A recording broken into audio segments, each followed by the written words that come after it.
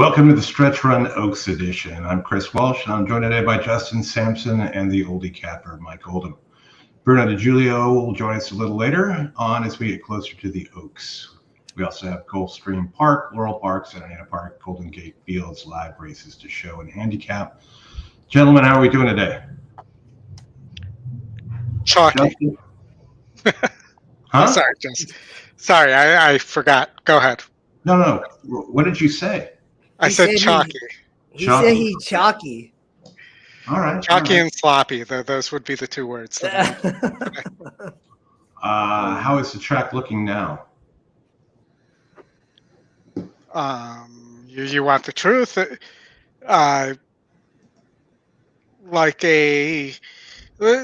Like somewhere a hog would have fun playing. Okay. Justin, how about you? I know you've been busy doing the day job. Yeah, I just came from a meeting. I tried to not work today, but I think I've been working since 6 a.m. But now I'm here.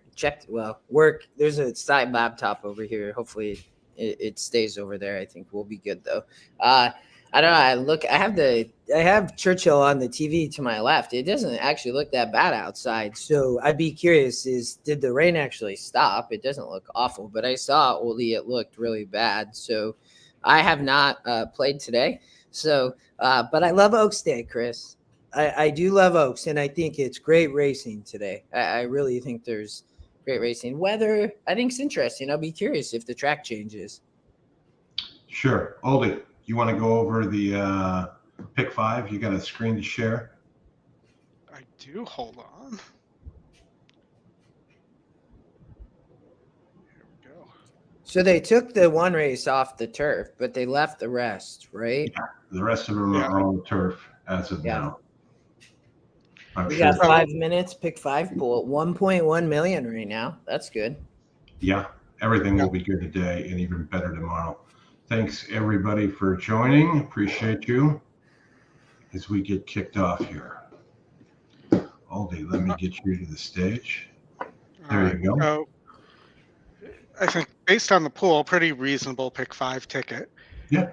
I do think so. One of the things I noticed on First Mission here was that First Mission has a big GSR to wet GSR drop here. So if you look here, First Mission is a 93 on a dry track and a 69 here on a wet track.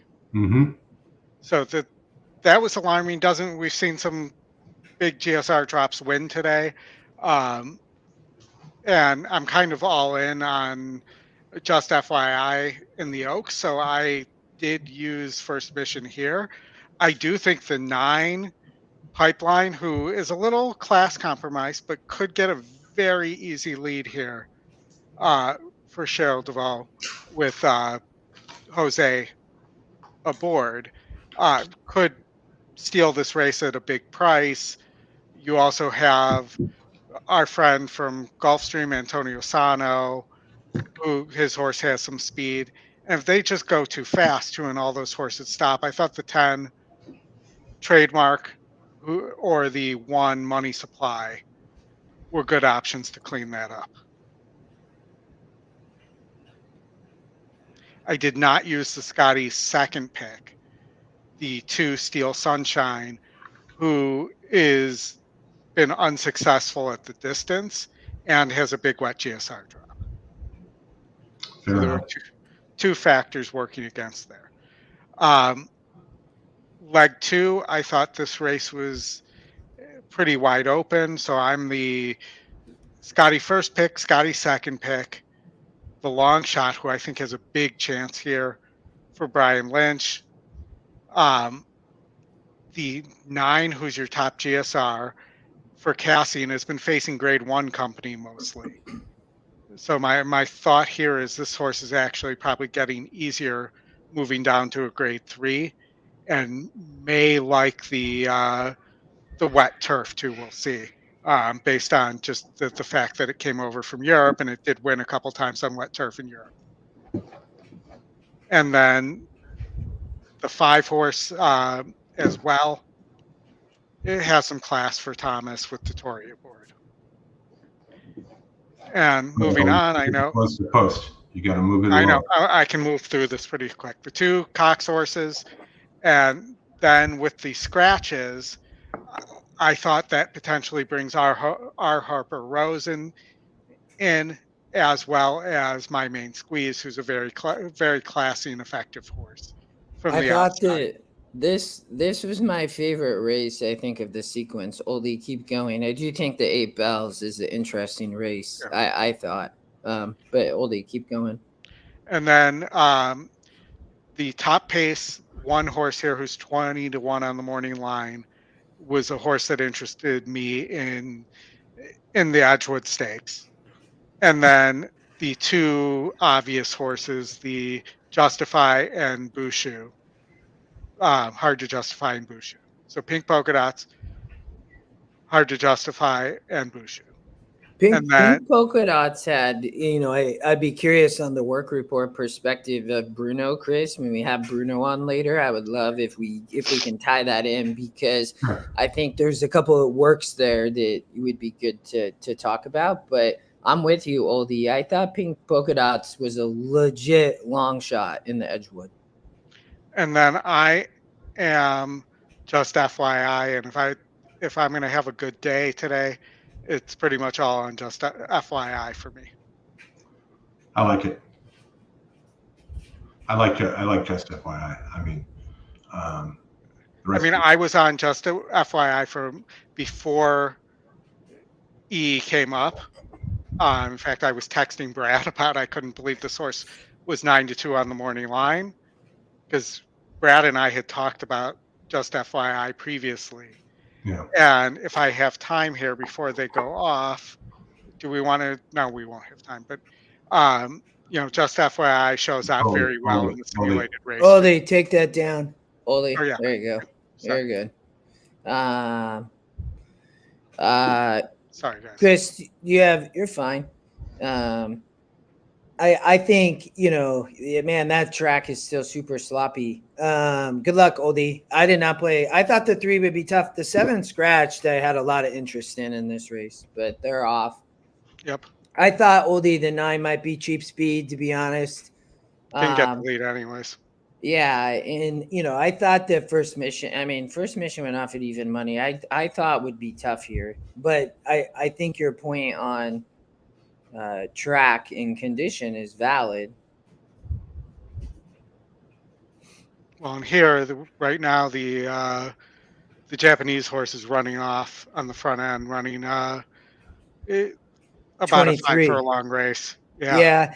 I thought that might happen, but I also think, so you can see first mission moving on the inside and third outside of that's Pipeline Trademark running 4th. So the speed here, and I didn't see the track earlier on what was happening with speed. Speed was doing pretty well.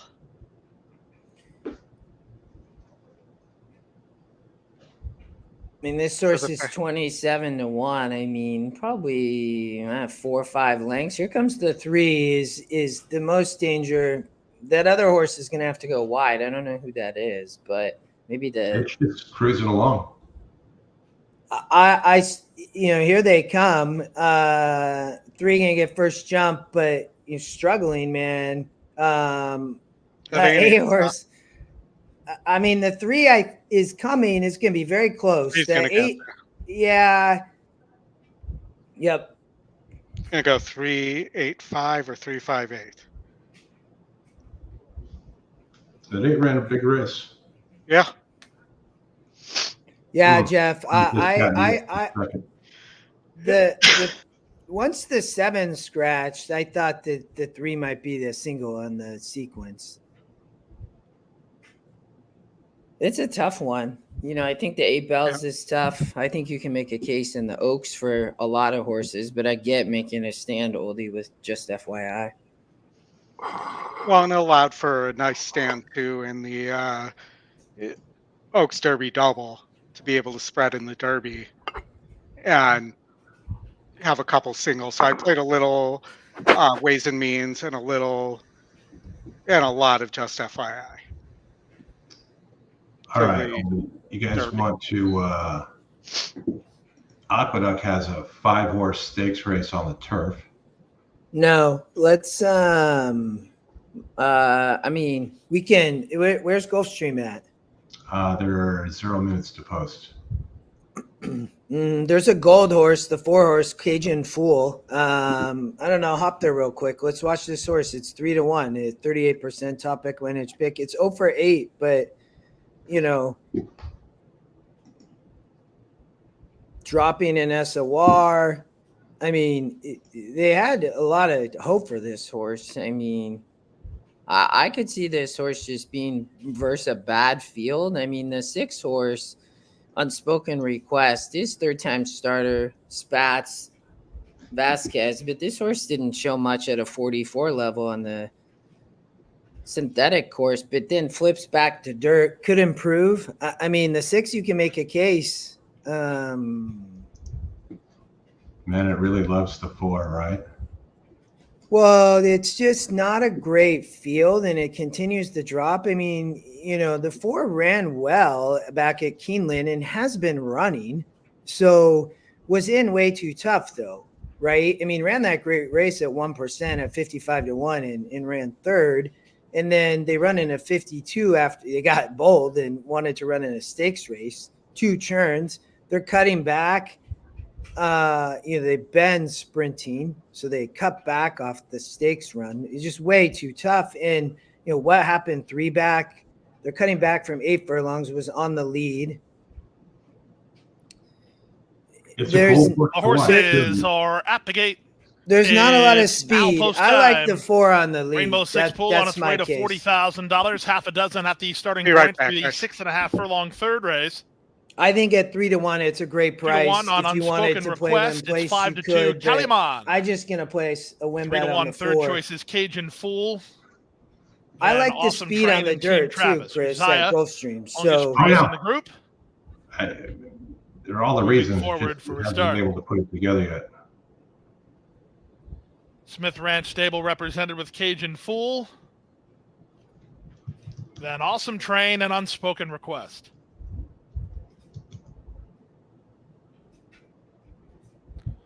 Unspoken Request. Miguel Vasquez to take the outside.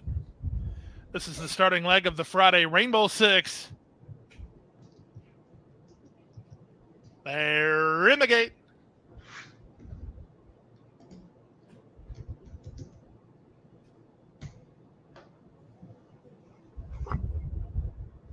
And they're off. Good start on the outside for Unspoken Request. Down at the rail, here's Calimán moving to challenge for control. Cajun Fool into the top flight. Cajun Fool and Calimán kick on. Unspoken Request is a tripped out 3rd from Team Travis, who moves through at the rail. Then Uzziah, and the trailer is Awesome Train. And the run to the half-mile point, Edwin Gonzalez and Calimán have the lead by a half a length. On the outside, Cajun Fool presses the issue in 2nd. Team Travis, he's improved nicely to take 3rd. Under a ride in 4th is Unspoken Request. 2 back to Awesome Train, and the trailer is Uzziah. Round the far turn at the 3 furlong point. The leader is Calimán by 3 parts of a length. Cajun Fool is 2nd. Getting into gear now is Team Travis. He's had a sweet trip. He's trying to parlay it. 2 better than Unspoken Request. Then Awesome Train with 5/16 to run. The leader is Calimán, taken on again by Cajun Fool on the outside. Cajun Fool now shoves the neck on top. Calimán tries to fight back 2nd. Team Travis is 3rd. Running home from the back is Awesome Train. And they're at the top of the stretch. It's Cajun Fool who comes away with the lead. Closing ground from the back is Awesome Train. Calimán is at the rail. They come past the 8th pole. Awesome Train getting a good rally together, and he's up to take over now. Awesome Train front and center for Zion getting away. Awesome Train in front. Cajun Fool was 2nd. 3rd, Calimán. 4th, Team Travis in 1:18-1. Close. Thanks, Pete. Tried to is that the tunes at Laurel? We tried to find some value. My Yep. sister Nancy, the horse. Yeah, we got to be careful with that. $3. 1 Huh? 2. Tori Alba. We got to be careful with that too. What? The tunes that being played in the background by the track. Oh, yeah. That's annoying. Flows won 3 today. Really?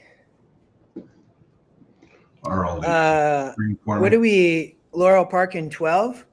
Yep. And then when's Churchill? 45? Yeah. Yeah, it's all these stakes races that they put a ton of time in between for TV coverage.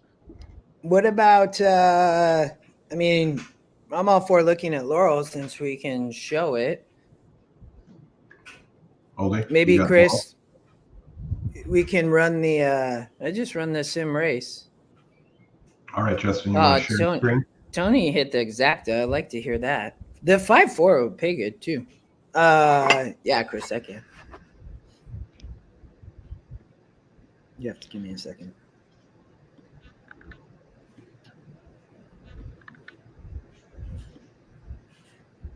Hey, Wiz, thanks for joining. I was showing this just in the coaching class too, and I love the use of it, Chris. And I always tell people it's like it was in beta mode, but you know, I just run it at the first call to see, okay, the 2 and 5 get the lead, and the 2 6-5 favorite, right? We now know that horse probably going to be up on the lead. The pace figure shows that. The second call still has it there. The 5 drops back a little bit, and you can kind of just run it back and forth. You can play it, but that's how I visualize the 6 sitting off the pace, which the pace figure shows, or maybe up on the pace, not really off. And then at the stretch, the 2 is still in the lead, maybe from a class perspective, it looks like from an SOR, but you can see, the 3 maybe is closing here. And, the 7's kind of dropping back, so 14%, but there is a big morning line angle. So, like, what's happening there? Now we're at the stretch. Oldy, what's the I know a lot of horses got to be within lengths, and you were tracking data on, like, lengths at the stretch of winning. Not at the stretch, at the finish. Okay. But it's 67% at 2 lengths. Yeah, so here it's showing 2-9 really. The 9 is showing up with a lot of value in my opinion. So it looks like there's some speed, but maybe the class of the 2 is too much, but the 9 runs well. Would be And my the 9's perspective. second off the layoff too. Second EquinEdge pick. So then what I do, I'm like, okay, then I just look at, I'll like handicap it now. Right? Like that's what the race sim's telling me. Like, so, okay, yes, pace, EE long shot is here. 9 horse ran well and second in the sim race, and the 2 ended up kind of putting everybody away. So I look at the 2 and it's a horse to watch, it negative 11% ROI on the win. And then, but it hits the board a lot, which makes sense. This horse is 0 for 7. It is dropping an SOR, it looks like. So it's coming out of a 48 that it ran second in a 40. So why did it not win at a 40 would be my question. And it was sprinting at Laurel on the dirt, same level. So is it vulnerable?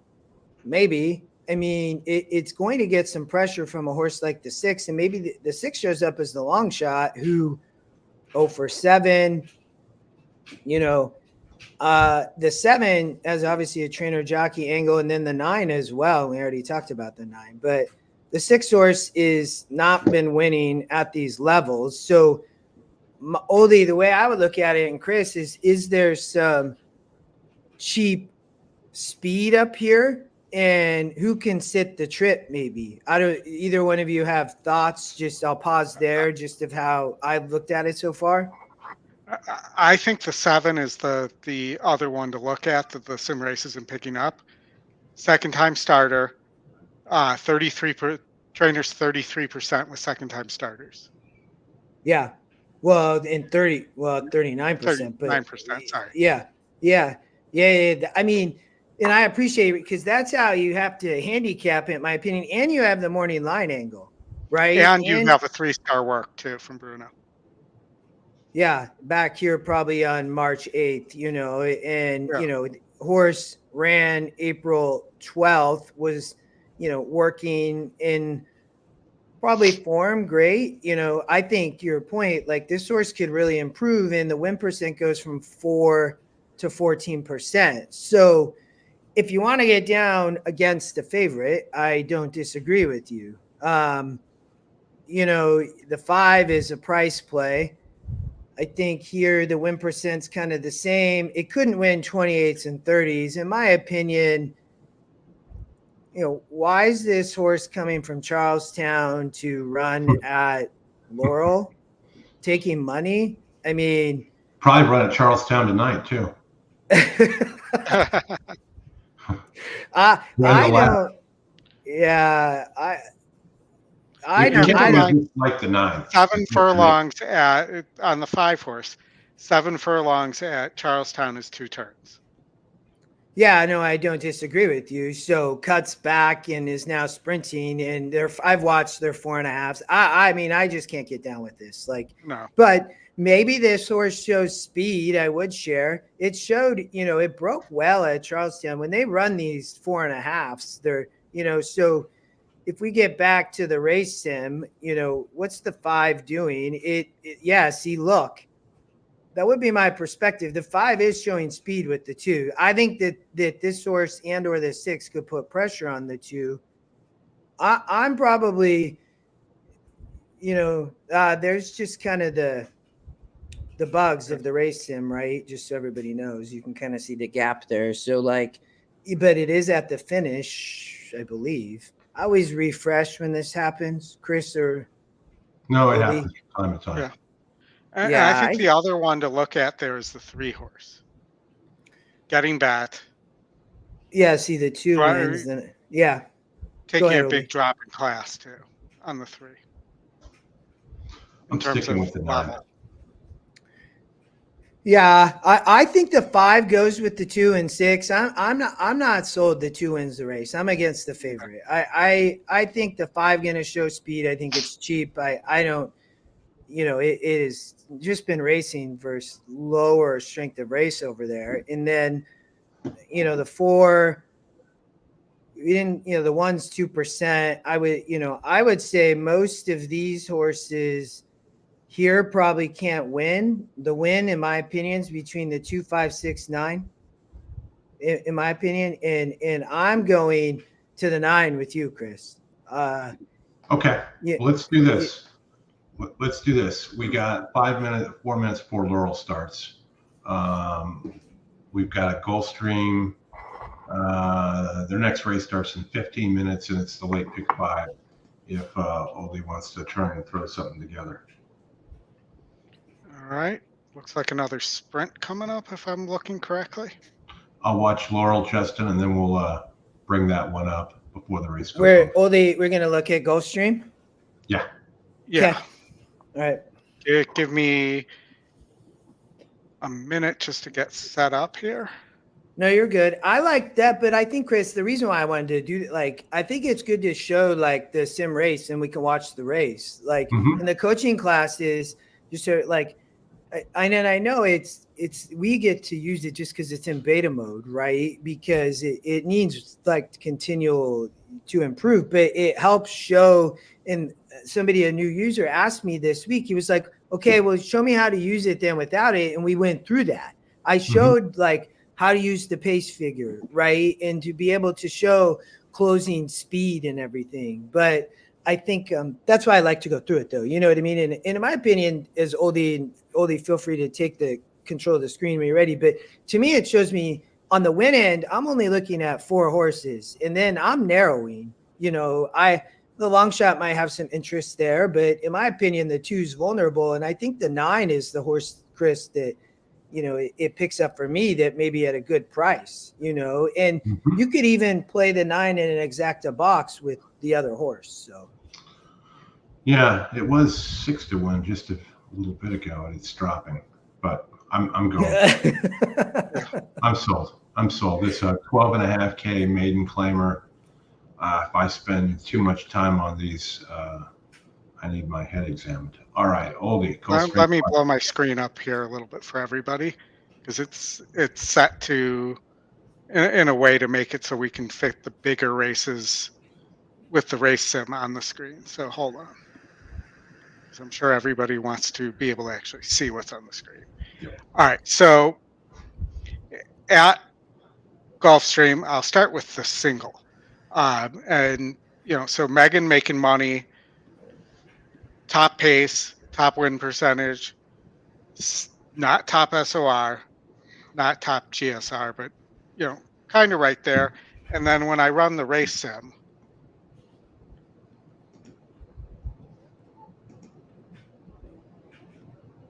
you'll see the 3 looks like it will win this race easily. I don't watch them like this anymore. Do you watch them like this, Oldie? Sometimes. It just depends, but this isn't that long of a race. So I figured, since we're going to single here, we get about 2 lengths advantage, which is 67% there. The win percentage algorithm says 58. If you look on the 3, you got a ton of yellow. A lot of yellow. Yep. No problem with the synthetic at 5 furlongs, so that looked like a perfect horse for me. The system wanted to single the 1 in the last.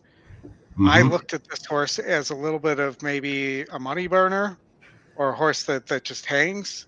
So I wanted the other 2, the 2 and the 6, as well there as secondary options there in the last. And I know I'm jumping around.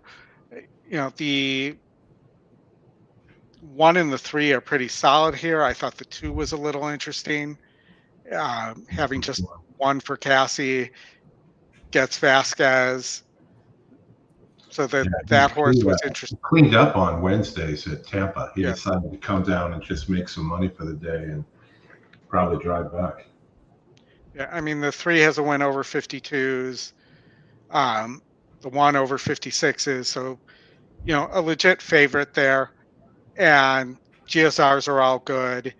And if I run this here, we'll run it to the stretch. The system likes the 4. So you might want to add the 4 there. Okay, Aldi, In the sim race. I'm going to take us out to Laurel, and then we'll continue with that. Yeah. I'm curious. I didn't see your pick in the last, Oldie, so I'm curious to talk about that race because I thought that was one of the interesting races in that sequence. The 9 floated up at 4-1, which is good price. I know Tony's boxing with the 5. I thought that, if I'm boxing, I'm just going to toss the favorite, and I'm playing the 9 over the 6 or the 9 over the 2-6 even. It would be how I would play the exact race. But as it drops down to 7-2. Skip through to fire. 6 is a good price. Tony going with the Dolly Parton, the 9 over the 5. I know he liked the 5 to place. You've been saving up that joke for a while, I have a feeling. I've been waiting for it. Any fool's gold a bit restless. What a way to make a living. Moving in. And skip through to fire. Confluence Lassie 6-5. Lined up. That's one that should never be remade. And they're off. Faith and Liberty off to a very sharp beginning. Has the lead by a length from Angel's goal is up the inside. Astra Speed and Confluence Lassie racing in 3rd position as they move down the back stretch. The 9 went up at 5-2. Between horses and that flight of runners too. That's not Time is in that group No. and skip through the fire. 1 widest of all of them in the second flight. Chasing Faith and Liberty into the turn. It's a gap of 3 to put a rock. Told you on the 7, last guys. TMA trailing the field. Far turn road. Faith and Liberty to catch. Faith and Liberty from sipping time by a length and a half. Any fool's gold 3rd rail. Skip through the fire. Out there 3 wide racing in 4th position.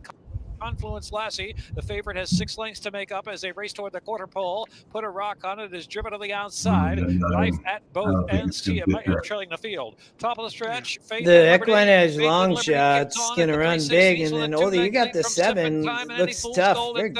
Faith and Liberty there. Getting a little tired though in the stretch. No, the 7's gone. Good call, man. 88%. Got to follow the percentage. Skip through the fire. They're close to home now. Should have played the try. Sharp breaking all the way. Alexander Karamanos for Faith and Liberty. The Faith 9 and gonna Liberty run scores fourth. over Sippin' Time. Skip through That's the good. final. Nine ran third. Gold. See, that was the try. Good call, man. That was a good call, though. Back to Gulfstream. Back to Gulfstream. Well done, though. That's a good call on the 7 horse. And what it comes 7, 6, 9. The try gonna pay nice there. Yeah, it is. Okay, why did this go up to 200? Yeah, 2. I think 2 was such a vulnerable favorite. I think we all would agree on that. Oh, because it added horses in the last. Hold on, I must have messed up. It's not showing me sharing anymore, so let me fix that. And then we'll come back to this. You having technical difficulties? I don't know why it unshared there. Is it still showing down there at the bottom? Or is that Justin's? No, I see your $150 ticket up. All right, so I think that's where I landed. I know we don't have a ton of time. We got 7 minutes left. Justin, you wanted to know about the last leg. Yeah, what would you use in the last? The 1, 2, E picks, 6. the 1 through 6. My only kind of comment there, and I don't in races like this, I always look at the first time starters, and so you're on the 5. So yeah. I always look at them because if you go to or you can go there, the horse is working well, right? You can see that from Bruno's works. I mean, it's not bred well. It is 8-1 on the EE morning line. I'm assuming you're probably going to get a lot more than that. You're probably going to get close to 20-1, Oldie. So Perez rides. So why is there? I don't know why there's such a weight break there. But who's the trainer, Oldie?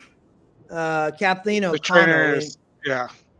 What's her stats like on a first-time starter? 13%.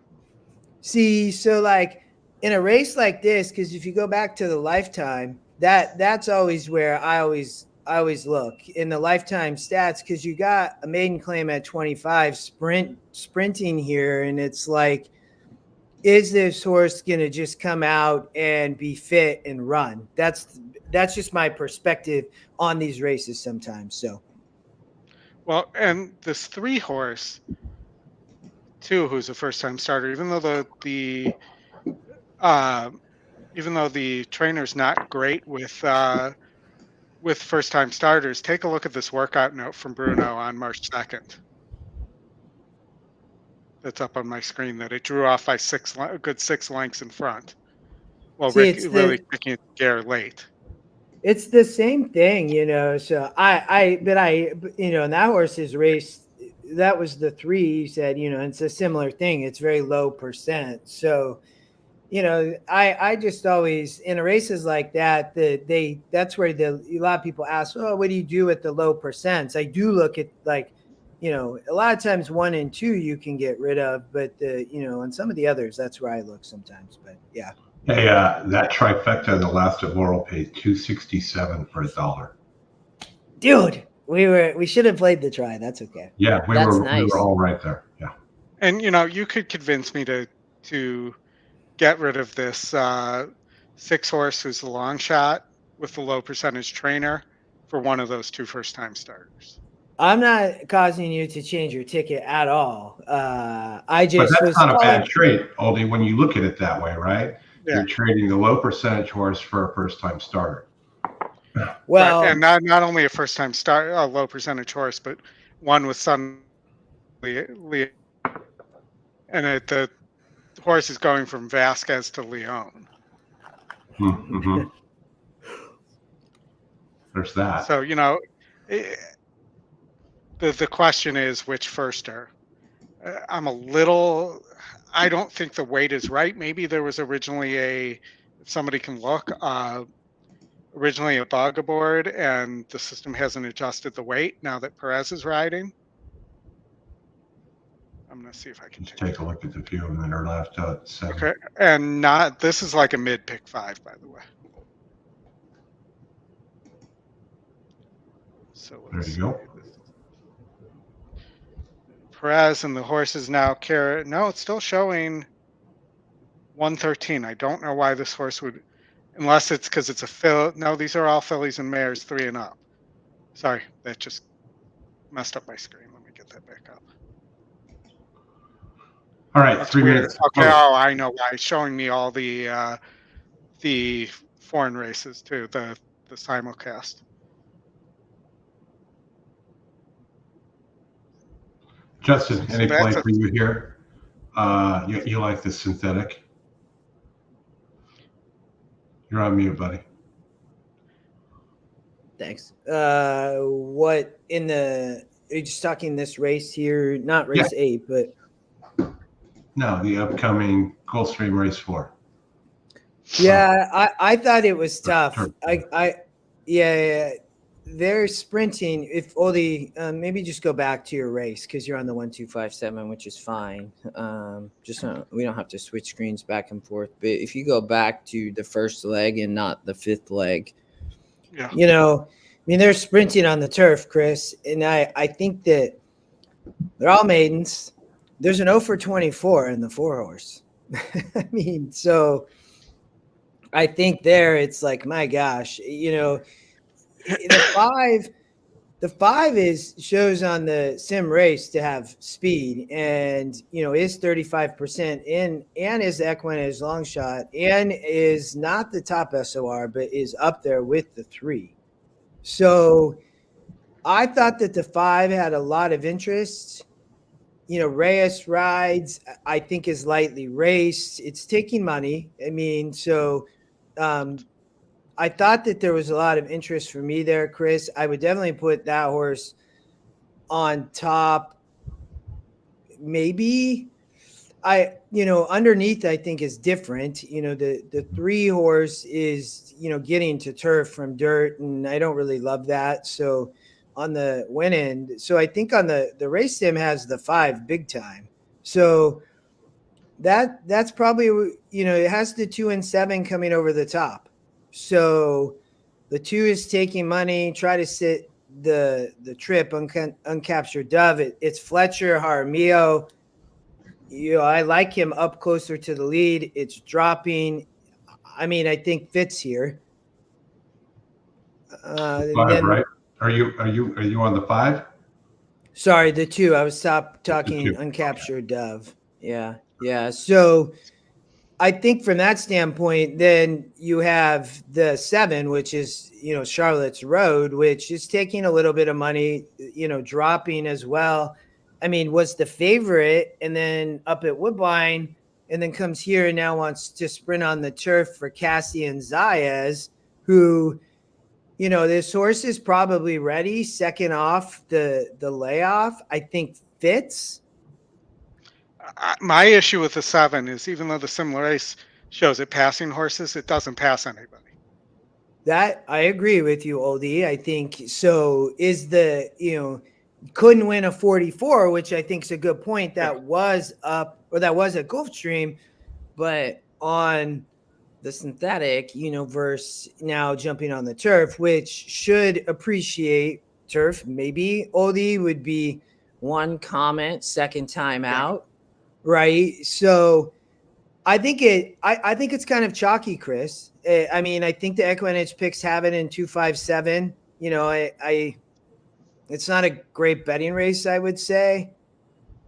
I mean, the 1's not getting bet, but the 1 has shown a little bit of closing ability. I'm just going to take the Scotty picks. 7 over the 2-5. Couple different. It's not great because they're all taking money. Is my only thing with something like that. Go ahead, Oldie. I was going to say I'm dropping the. So here's where I finally ended up. I'm going to drop the 7 if it beats me here. Great. Oh, just go 1, 2, 5, and then I added the 2 first-time starters in the last.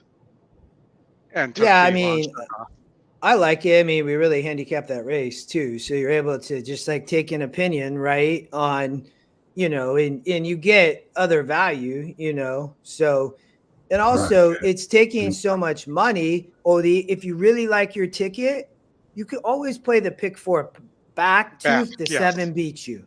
And Yep. that's sometimes the way I look at it, because if I still like my ticket structure and everything and I like it, you can always play the sequence back. Approaching the starting if gate. you're 1 against minute the now to favorite the late here. pick 5. I will on the tell turf. you, I just ran the sim race for the next leg, which we didn't talk about. The long shot wins by almost 2 lengths. Well, They're at 12-1 on the morning line.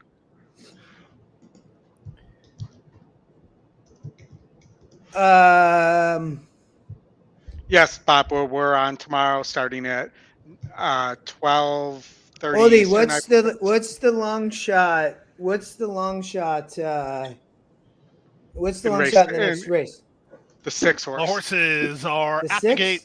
It's now post time. Lining up, moving in. Race number 4 on turf at a 5 furlong trip. 2-1 on Uncaptured Dove. It's 3-2 on the outside horse Charlotte's Road. We're playing a some money for the $20 quick daughter of Adios 125 Charlie, into Rapid the 6, a daily double, and we'll give away Rapid Tula in the Batman 30%, colors moving up. 10% to 3 people. From the outside, it's Charlotte's Road who will complete the line. Hopefully it gets there, and then we'll do it after. If it doesn't, we'll have to do a redo, but that's okay. I'm all for it. And yes, we will be here tomorrow, right, Chris? Oldie, Derek coming up. And then I'll be back Charlotte's at 8 o'clock Road. tonight with the 20 people that signed up for the Zoom. Going up. Dude, the And coaching then class is set. the spot. Is the spot to Including be. Tony. Tony will be there. Chuck will be there. Brad will be there. I think Wiz is coming. We'll see. Be a good group.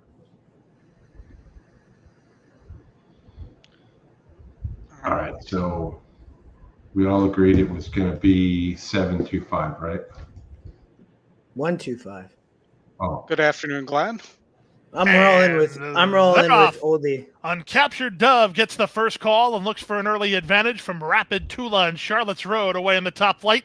These 3 almost in line. Away racing 4th is Brown Eyed Beauty. Beatty Bucks tries to protect the inside spot. 2 back to Miss Bia, the trailer Castleborn. Uncaptured Dove cedes the lead to now Rapid Tula, who's on to take over. Second is Charlotte's Road, back to 3rd. Uncaptured Dove, angled to the 2 path as the gray baby blocks into 4th. Then back to 5th, it's Brown Eyed Beauty ahead of Miss Bia, and Castleborn is last. Around the far turn at the 5/16, Rapid Tula taken on now by Charlotte's Road on the outside. Charlotte's Road under confidence. Zaya's handling takes the lead. Rapid Tula second. Off cover on a rebid is Uncaptured Dove. At the rail, it's Miss Bia with an 1/8 of a mile to go. Charlotte's Road roused up on top of the end, trying to finish it up, not finding much under pressure. Back to the inside, Rapid Tula. Third is Uncaptured Dove. Charlotte's Road almost home. Charlotte's Road in front. Charlotte's Road wins by a length. Well, Close then for second. Uncaptured Dove or Rapid Tula. Good try, Oldie. 56-1. Yeah. I mean, you got to take some chances to beat a favorite somewhere. And, you know, you could see that horse did not want to go by the 5 horse. It did eventually, but. Yeah. where did it Oaks finish? Derby double. Yeah, we'll get there. I finished 752. I'm not sure who finished 3rd. Yeah, I think so. Oh, isn't that what the Scotty pick said? Yeah, that's Yes. what I'm telling you. 725. Oldie was trying to beat the favorite. And the Scotty picks nailed him cold. I got right. some of that. Yeah, you All did. right. You the 7 went off as the favorite, didn't it? Yeah. Let's see. Where is Churchill? Churchill is 17 minutes away. It's a short drive. Couple miles. Some stoplights. Get Churchill ready, Oldie? Or Justin, you want to talk Churchill? You want to start with Churchill on the race sim, Justin? Yeah. Huh? Yep. Okay. I'm going to put you up there. Oops. I already got it. I got it. Yeah, we had it at the same time. You know, big. You know, it's the Right. grade 3 modesty yielding turf course, right? So, is this the first one on the turf? No. They ran 5.5 furlong. Yeah. So I didn't see it. I was. Is it raining? What's the status? Hopefully, it's definitely gonna be. At least it's not raining. I just pulled it up. That's good. You know, so well, let's go back to the beginning. I mean, you have the 4 out on the lead from a pace perspective in Heavenly Sunday. So, morning line, the 6 is taking all the money, surprisingly, the second EquinEdge pick. So, What is the 6 taking all the money surprisingly, or the 6 named surprisingly is taking? yeah, I'm a little surprised, to be honest. I mean, they, in a softer turf course here, I guess, going 9, coming off the pace. We can jump over here and do a little hand. You have Flavian Pratt and Todd Fletcher, so is the top SOR, probably makes a lot of sense. The 9, very well bred. So, but getting back to the race sim, 4 out on the lead. The 1 there, big price, is the EquinEdge long shot as well. And the 4 continues, looks to be lone speed, maybe, would be my perspective. The pace number doesn't show that, though, right? So, and then at the top of the stretch, they all start coming at 9. And, as the 6 comes up short, they're all in a wall, in my opinion. So, my point, I don't know how this horse is 2-1, but we can go look.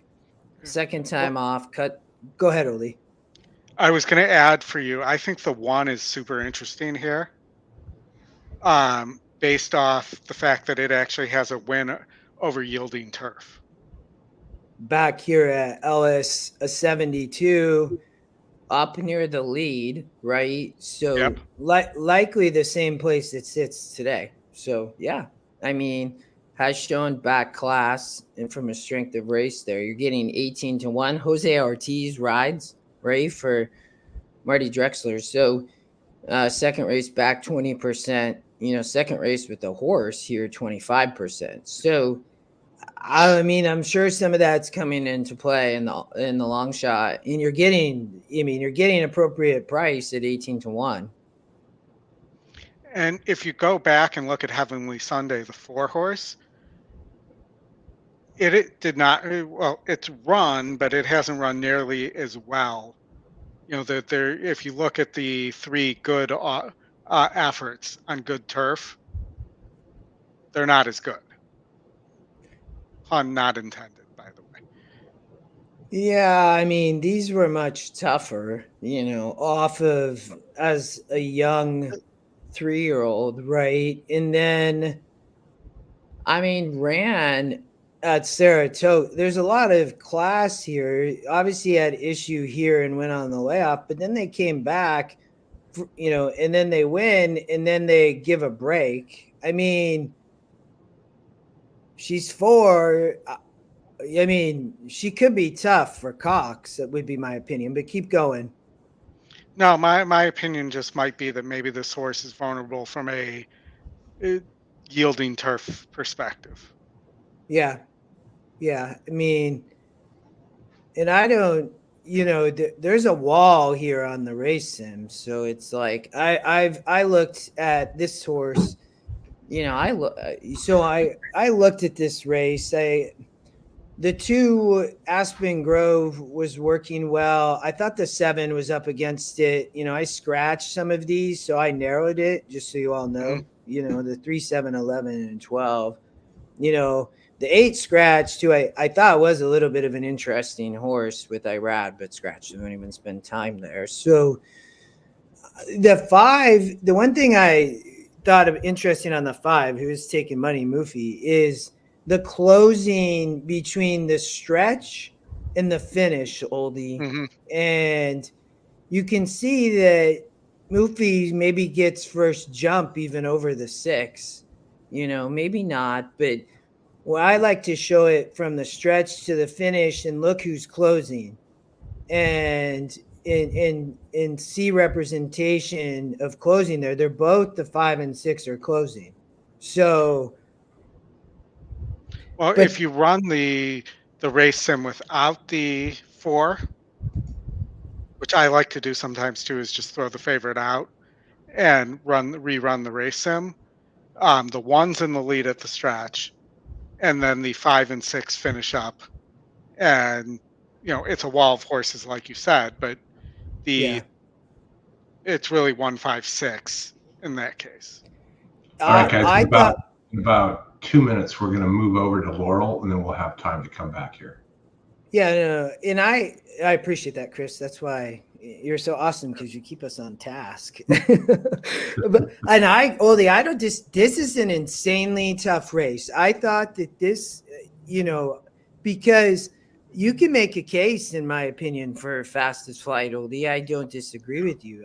That's why, again, surprisingly, I didn't think the 6 would be such a heavy favorite here. It's still holding at 2-1, and they're headed out to the track, it looks like, shortly. So, Yeah, I didn't see the 6. I mean, the win percentage likes the 6, so there's that. the I 9. thought Go the ahead. 2 was, of course, you have to toss 2. So, the 9 is at the top GSR and has been running, at these levels, and has been running second and thirds in grade 1 and grade 3s, for Cassie and Castellano. Not winning, but nearly won here. And that would be my concern for the 9. That was a 70, but comes back here and, fits. I think that's where a lot of these fit. And I could see Oldie cutting the 2. I mean, I get it on some of these. That showed up at 76 at Tampa. I mean, Sisterson and Gaff Leone. I mean, Yep. we're gonna, Chris, we can go to Laurel now. I think it's good timing if you want to hop over, and then we can come back to this and talk more on the modesty. All right, I'm gonna toss it over to Oldie's screen for Laurel, since he is the Laurel guy. I'm Laurel and Hardy. Yeah, Laurel and Hardy. All right, so we have a 5K claimer, one of Chris's favorites. Here, we have a Houdini horse here. He's going to try to do a magic trick and actually win a race. Is dropping in SOR here and in claiming price. So looks like should be legit, but not getting bet at all. 37%. Top SOR, not top pace, but looks like there's kind of a wall of pace here. The 5 doesn't mind the distance. Wins have come against a little easier. 4, same thing. It may be a matter because the 5 and the 4 are not great breakers either. So, somebody could surprise us on the front end by breaking well. Here, the 1's not a good breaker.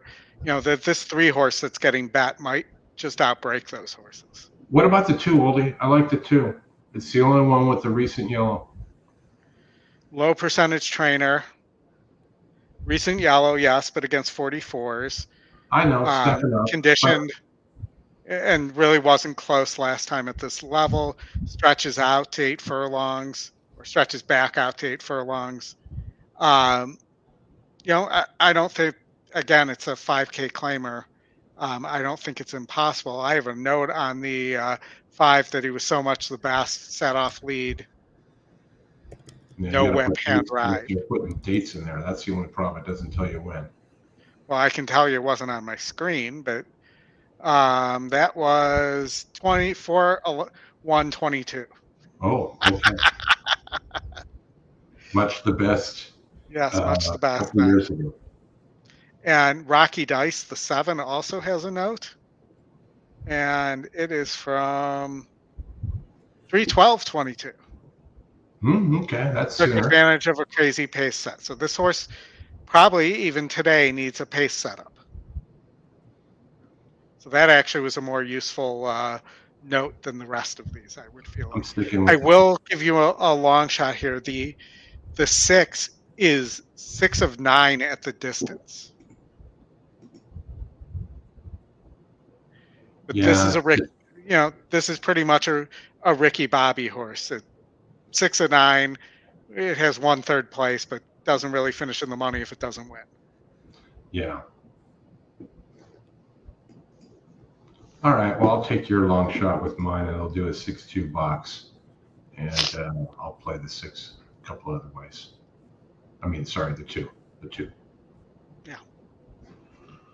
All right. Where are they at here? They're out going to the track. We still have a couple minutes here, it looks like, by how far away from the gate they are at Laurel. Hold on, Oldy. Hold on. Oh, sorry, I keep doing that. I keep forgetting that you're not.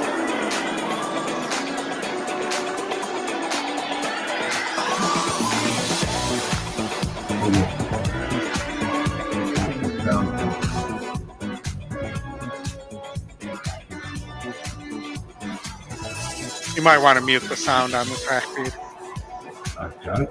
I was rocking out. I thought it was perfect. It's off. Do you have another one of the tracks on?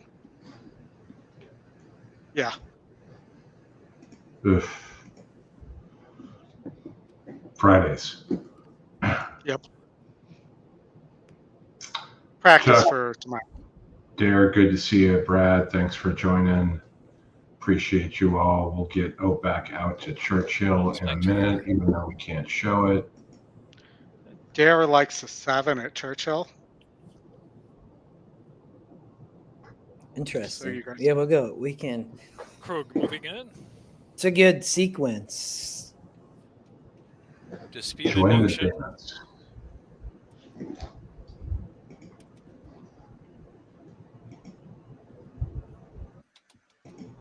Albertano.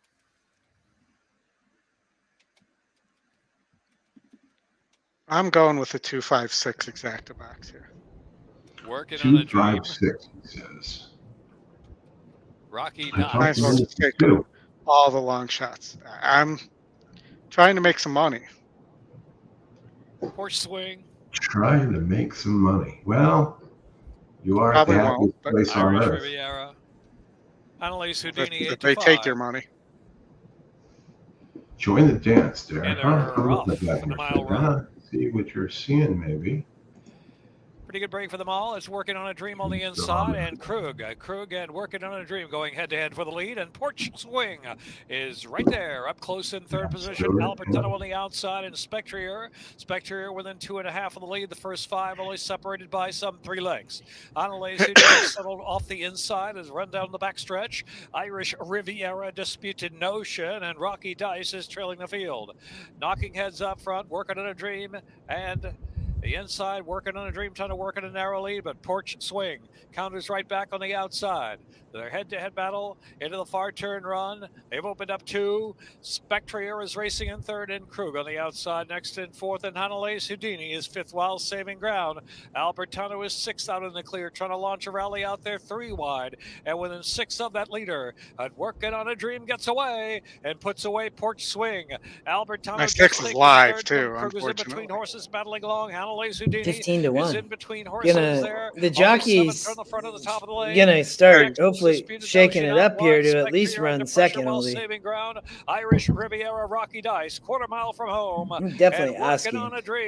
working on a dream by some 6 or 7 lengths. Albertano at Porch Swing, grabbing second now. Inside is Hanalei Houdini on for a share with a furlong left to go. Working on a dream, the elder of the field, the 9-year-old working on a dream, working on a dream, 9-year-old. working Wow. on a 7-8 length lead. Ran The him mile off the run, feet, working man. on a dream, bounding home under Carlos Lopez Albertano, and then Porch Swing and Hanalei Houdini. 649. Yep. Okay. We got Churchill coming up. Just a few minutes. Yeah, and I have that 7 horse that Dare was talking about up. You got it up, Oldie? Yeah. Yeah, I put you there. So, Yeah, you're right, Dal- Chuck. That's what I was just thinking too, is that Dallas Stewart does seem to be the only horses that he ever wins. what are the only horses that he ever wins? Usually on like big weekends, like the Oaks, the Derby. He doesn't win the Derby or anything, but he's winning, undercard races. Yes. I mean, I could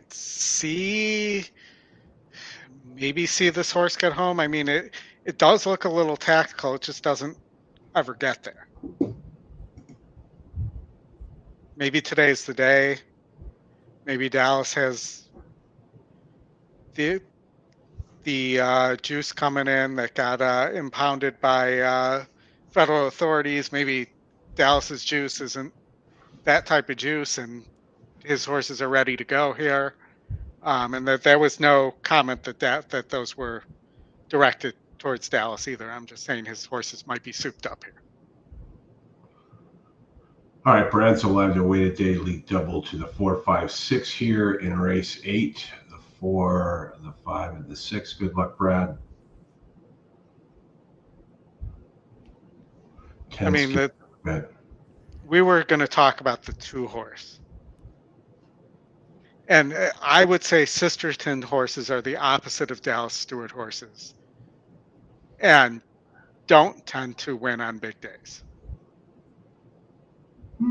That's probably true. I mean, this horse won for Jack Stack.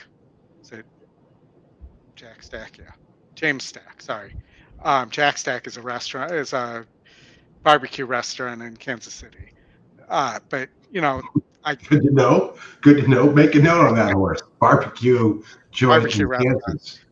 But, you know, since moving to Sisterton, this horse really hasn't shown much. All right, they're loading. All right, you might just make sure my screen's off. All right, let me pull you down. There you go. See, I'm being more careful now.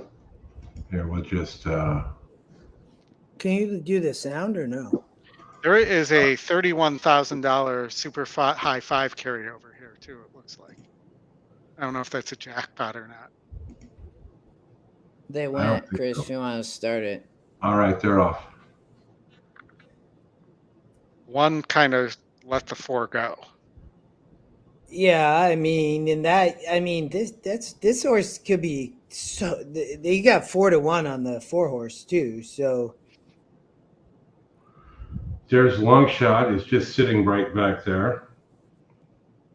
Yeah, join the dance 18-1. Fastest flight, the 1 just sitting on inside. I mean, the 4 just gonna get loose here. 24-2 the first quarter. Yeah.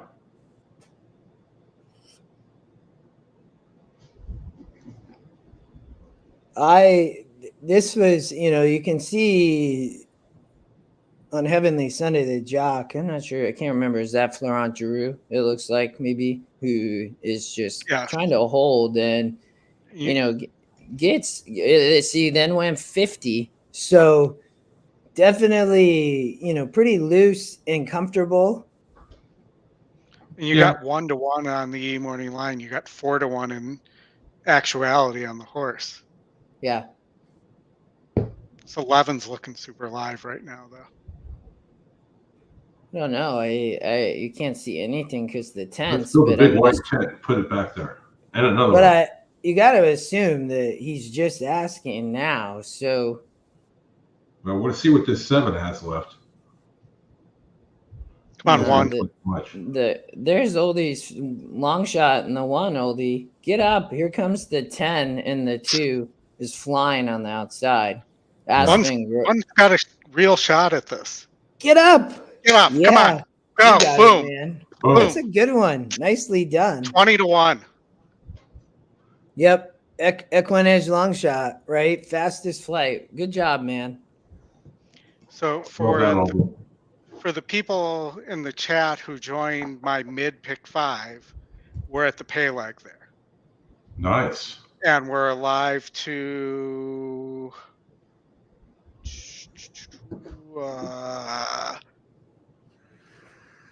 the 1 and the 7, the 2 logical Cox horses, and I played that leg deliberately different because it's a pay leg there than I did for the all stakes pick 5 where I played it wider there. Yeah, but you're also alive in the late pick 5 there too. Right. Yes. Yeah, and I played that leg wider in the late Uh-huh. pick 5 than I did in the mid pick 5. Yeah, because you're single to just FYI. Yeah, just FYI. All right. But if we could get both of Where- those home, that would be great after getting 20-1 there. Mm-hmm. That spices things up tremendously. And you were the mid pick 5.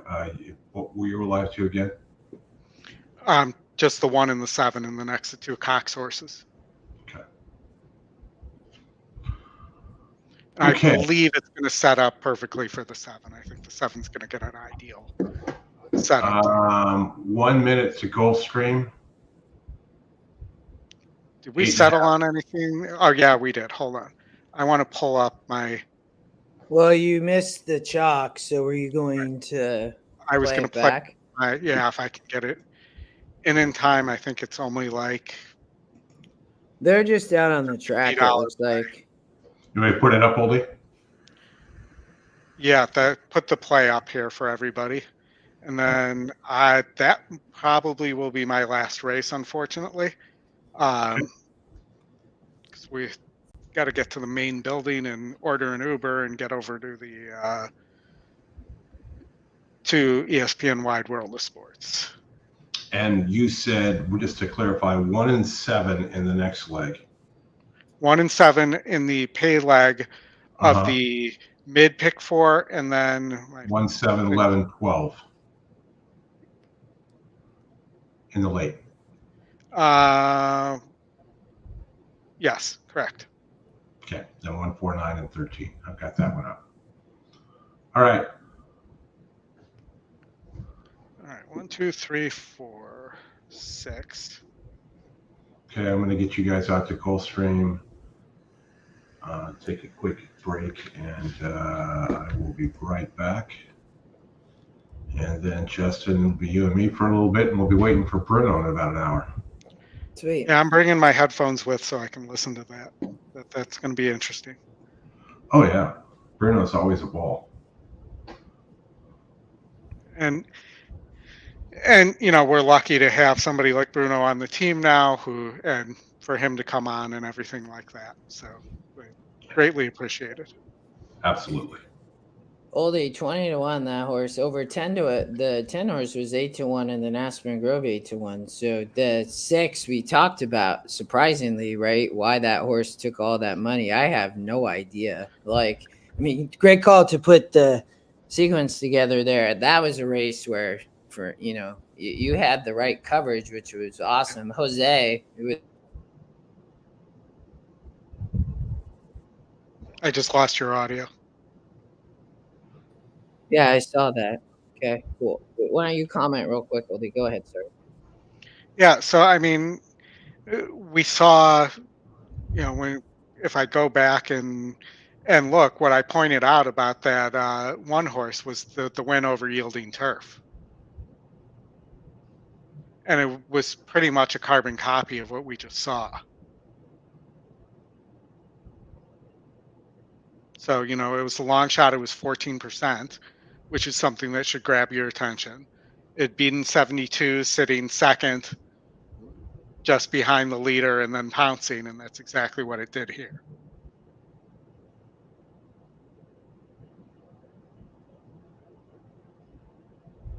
And for those of you alive with me, the will pays, the pick 5. Neither of these pay all that well. It looks like even with the 20-1, it's 365.88 and 229.59. Wow, that might not be giving me the pick 5 will pay here. Let me. The horses, they're out the gate. It's now post time.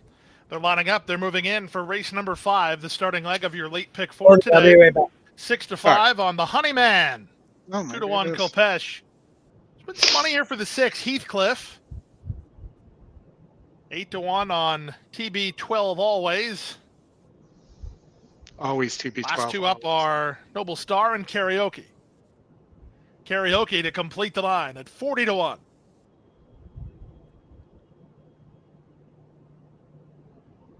They're at the post. They're off. Level beginning. Good start from the outside for Noble Star, who heads off looking for an advantage. TB12 always has speed, and here's Miracle Trip moving out. Miracle Trip and Edgar Perez to the top. Outside, that's Noble Star into second from a tripped out TB12 always. Heathcliff is on the outside. Kopesh is closer to the pace than expected. He's down at the inside, only 2.5 off the speed now, and he's a half in front of the Honeyman. 3 wide is Karaoke, and with no speed at all today, designated hitter. The quarter time was 24 seconds flat as they raced 6 furlongs from the finish. Noble Star on the outside, Miracle Trip toward the inside, their heads apart. Good trip here for both Heathcliff and TB12, always there third and fourth and travel as a team. Then it's a trio, Kopesh and the Honeyman, joined by Karaoke on the outside, and still nothing at all from designated hitter. They make their way to the half-mile point. The leader is Miracle Trip. On the outside, Noble Star is second through a 48-second half-mile. Up to the outside, that's Heathcliff together with TB12 always. Kopesh is in tight while down toward the inside. He just lost a couple positions. In amongst rivals is the Honeyman, and out 3 wide is Karaoke, still at the back, designated hitter. Around the far turn at the 5/16, Miracle Trip has the lead. On the outside, Noble Star is second. Given the green light is Heathcliff with a 3 wide bid.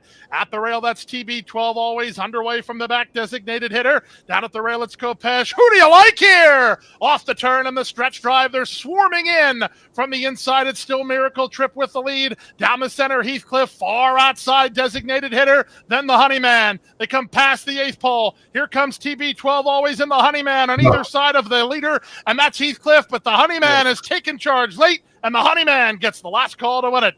Second was TB12 always. Heathcliff is third. Karaoke is fourth in 1:43 and 4. Well, before I leave, I'll give one thing for the director there. Yeah. If I can find it here. Let me add you to stage. No, here we go. There we go, director. Good luck, everybody, for the rest of your Oaks Day. Just to give you guys, if you want to take my screen off for a second, I'll just give my Oaks Derby double. And I know people think I'm crazy based on my Derby picks, because I don't really like any of the favorites. But my $10 Oaks Derby double is just FYI to Dornock, Forever Young, and I'm trying to blank on the last name. I keep doing this on this horse. Hold on. Boy, it's quite the anticipation. Well, You must love this horse. No, I actually do. And Track Phantom, who I know our friend Bruno loves. All right, we'll talk to Track Phantom. You like all the speed up front? Correct, yes. First of all, I've made the argument and continue to that there's not that much speed, and Dornock's probably going to get an easy lead. What do you think or not about any? The 21 drawing in? I think that horse is so far outside that and I gave some of the physics on Twitter about this, about the actual difference in distance based on number of paths. So, just out to the 9 path where the next real speed is, where T.O. Password draws in from the Encino scratch, that to travel the same speed, if they're both traveling the same speed for the same distance, it will take an extra half a second for T.O. Password to travel the same distance as Dornock. All right. So, that you go out 21 paths, 20 paths, basically. Mm-hmm. And it makes it very difficult for the 21 horse to, or Fierceness. And this is one of the reasons why I threw Fierceness out altogether. Well, and when are you gonna join us tomorrow? I'll be on right at the beginning. Sweet. And yeah, I think it's interesting because there's all those horses going to have to come over, and I do think there could be pace, but I'm a little surprised you don't like Just a Touch if you like the speed up front, but we can talk about that. I listened to Brad Cox say Just a Touch. He doesn't want Just a Touch. See, they all the trainers think there's going to be a hot pace. Yeah. So they're all saying, I don't want my horse near that because of what happened the last 2 years. Yeah. And what you're going to get is a horse able to potentially get away. The fastest horse is on the inside, has a distance advantage. It's all about the break, though, as it is for any horse at the Derby. Mm-hmm. Mm-hmm. But with Sierra Leone directly to his outside, you get a horse that's not going to break that quickly directly to his outside too, and nobody to the inside. So that's why I think you're going to see a clean break from Dornoch, and as well. And this is the last thing I'm going to say on the subject. Gargan said that that they used the bluegrass to test whether Dornoch could rate, and that they actually took him back on purpose. So I'm tossing that race completely. Keep in mind, he has a win over a wet track over Sierra Leone. Yep. And he has running with a quarter crack. There's that too, which he's run with before and not had problems. But yeah, I hate leading into 3-year-olds with feet problems. No foot, no horse is usually the way that works. All right, Oldie, go do your stuff, and we will see you tomorrow. Have a good one. Talk to you guys soon. Good luck today. Yeah, we'll be watching the rest of your tickets. All right. See you. Bye. What's he trying to close towards, Chris? I know that, just FYI, but what was the other ticket? The other ticket was the 1 and the 7. Oh, that's right, the 2 favorites here. So we can come back to that race. When is like probably 30 minutes, 40 minutes, maybe even.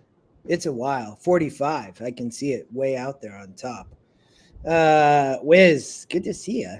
Brad's still hanging. I know, Oldie, that's some interesting picks, Chris. We can get to the Derby maybe in a bit. We got, what, Laurel in 10? I believe so.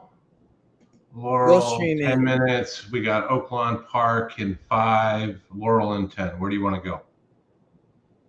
Probably, we could do both. You want to do both? Let's do both. Yeah, let's see what Laurel has to offer. Or you mean Oaklawn? Full field at 12. Q's your mama. Favorite, 44% horse. Top pick. The 2, second on the morning line. And the long shot is the 3.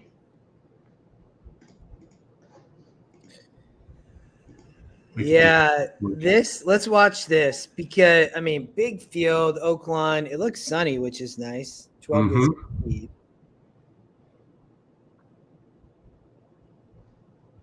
Let's see if we can do this in the middle of the race. Oh, we can. So there's the GSR. And you can see the 12 just running away. Yeah, that horse looks to be lone speed, right? Lone speed, top GSR, top pace. 3 is coming. There you go.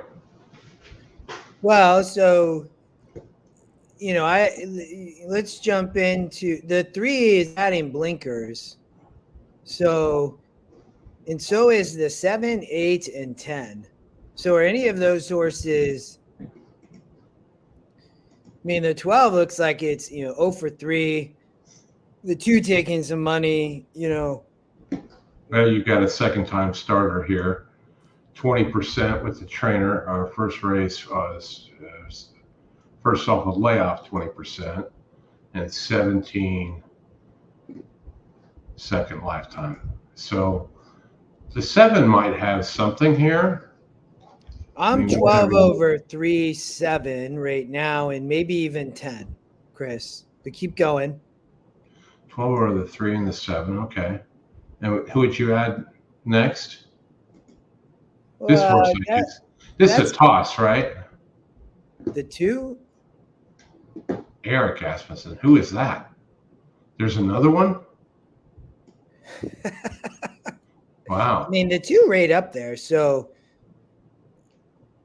drop. I mean, the 2's drop is coming out of 40s and 42s and didn't run, but getting back to dirt, going at Oaklawn, it is a muddy track I'm seeing now. I didn't see Yeah. it. I mean, that's your GSR there. 12, 10, 2. The 2's up there, right? The 7 we didn't like, but does get a bump. And with the first time on well, it's the second time. That's sloppy. It's rating it differently, but still second time out. Another, I mean, this is a Giganosaurus drop, right? I like the price at 2 to 1, even on the 12 too, Chris. Oh, absolutely. We're getting 5 to 2 right now. So, I like the win bet here as well. No, if you can get close to that. Now we'll see what happens as we get closer to the race. But let me pull that up on my phone. Well, and I need to. So let's see here. Yeah, I mean they're approaching the gate. I mean, I think underneath you can use 2, 3, 7, 10 in my opinion, but maybe that's probably the try. I'm probably playing 12 over 2, 3, 7, 10 is probably where I'm going for at a buck. That's $12. So Yeah, it's still 5 to 2 on the 12. It hasn't plummeted yet, but we're not close to the gate. All right, I think we've settled here, right? The other one we were going to look at was Laurel race 7. 9 furlongs on the turf.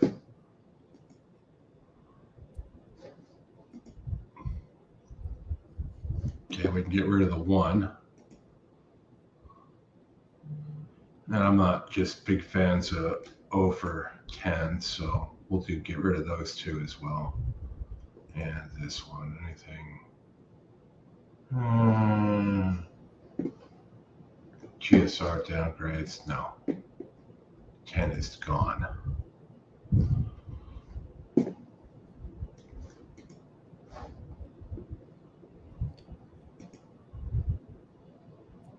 They're circling around it at Oaklawn. So the 9 and the 4 on the lead. It must hate the 4. Yeah, it does.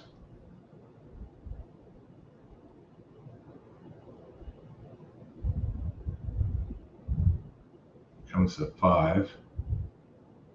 9 shortening up.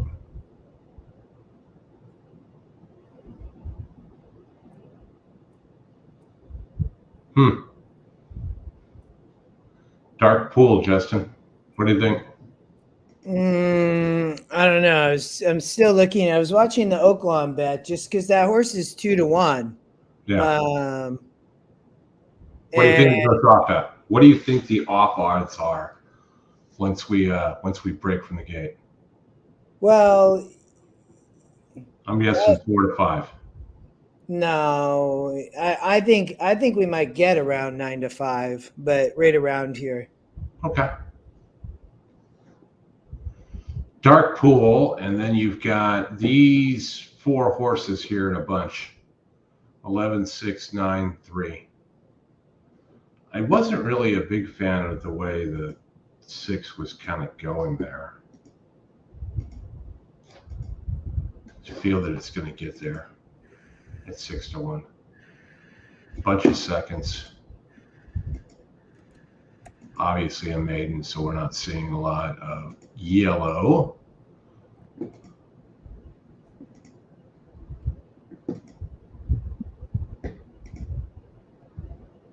We can listen to Oaklawn. Let me turn on the sound. So we're on the 12. Go for it. Cue's your mama. I could see this this one here, another 2 to 1 that'll get hammered. Laurel in 2 minutes. Yeah. They're loading at Oaklawn. 8 to 5 on the 12, Chris.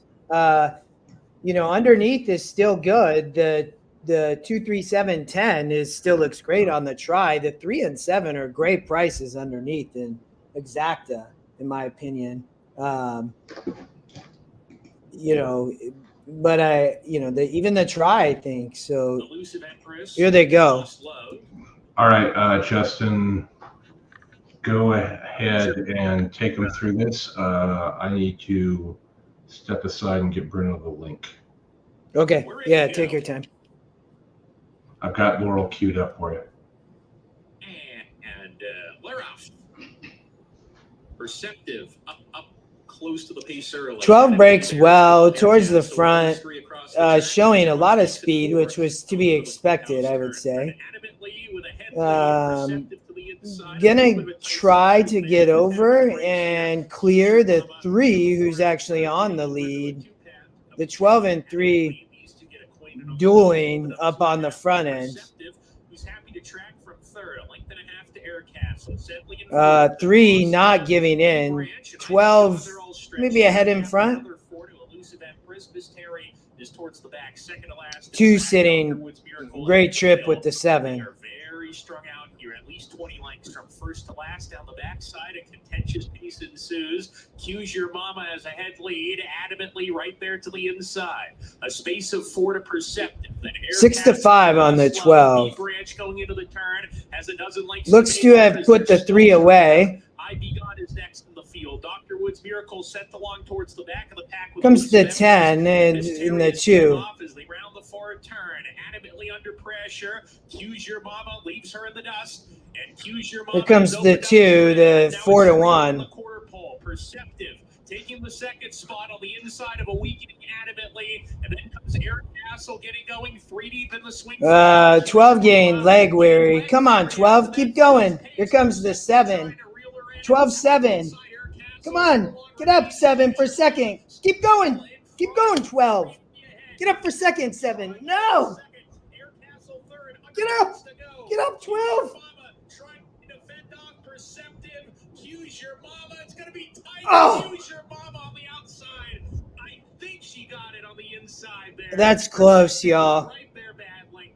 And those two in a photo for the win. It got tight late, but I think it was Cues Your Mama who got into the shadow of the wire on the inside. We were all over that race. Finish. That was very, very tight. Wow. Before we can jump over to Laurel, maybe let's check here. There looks like loading. I'm watching the Oaklawn race still over here. That was so close. 12 ended up going off at 6 to 5, and then the 2 got last jump. It was photo finish. Photo. I think we held on. I think so too, Wiz. I think it was 12-2 set. Nice, Gary.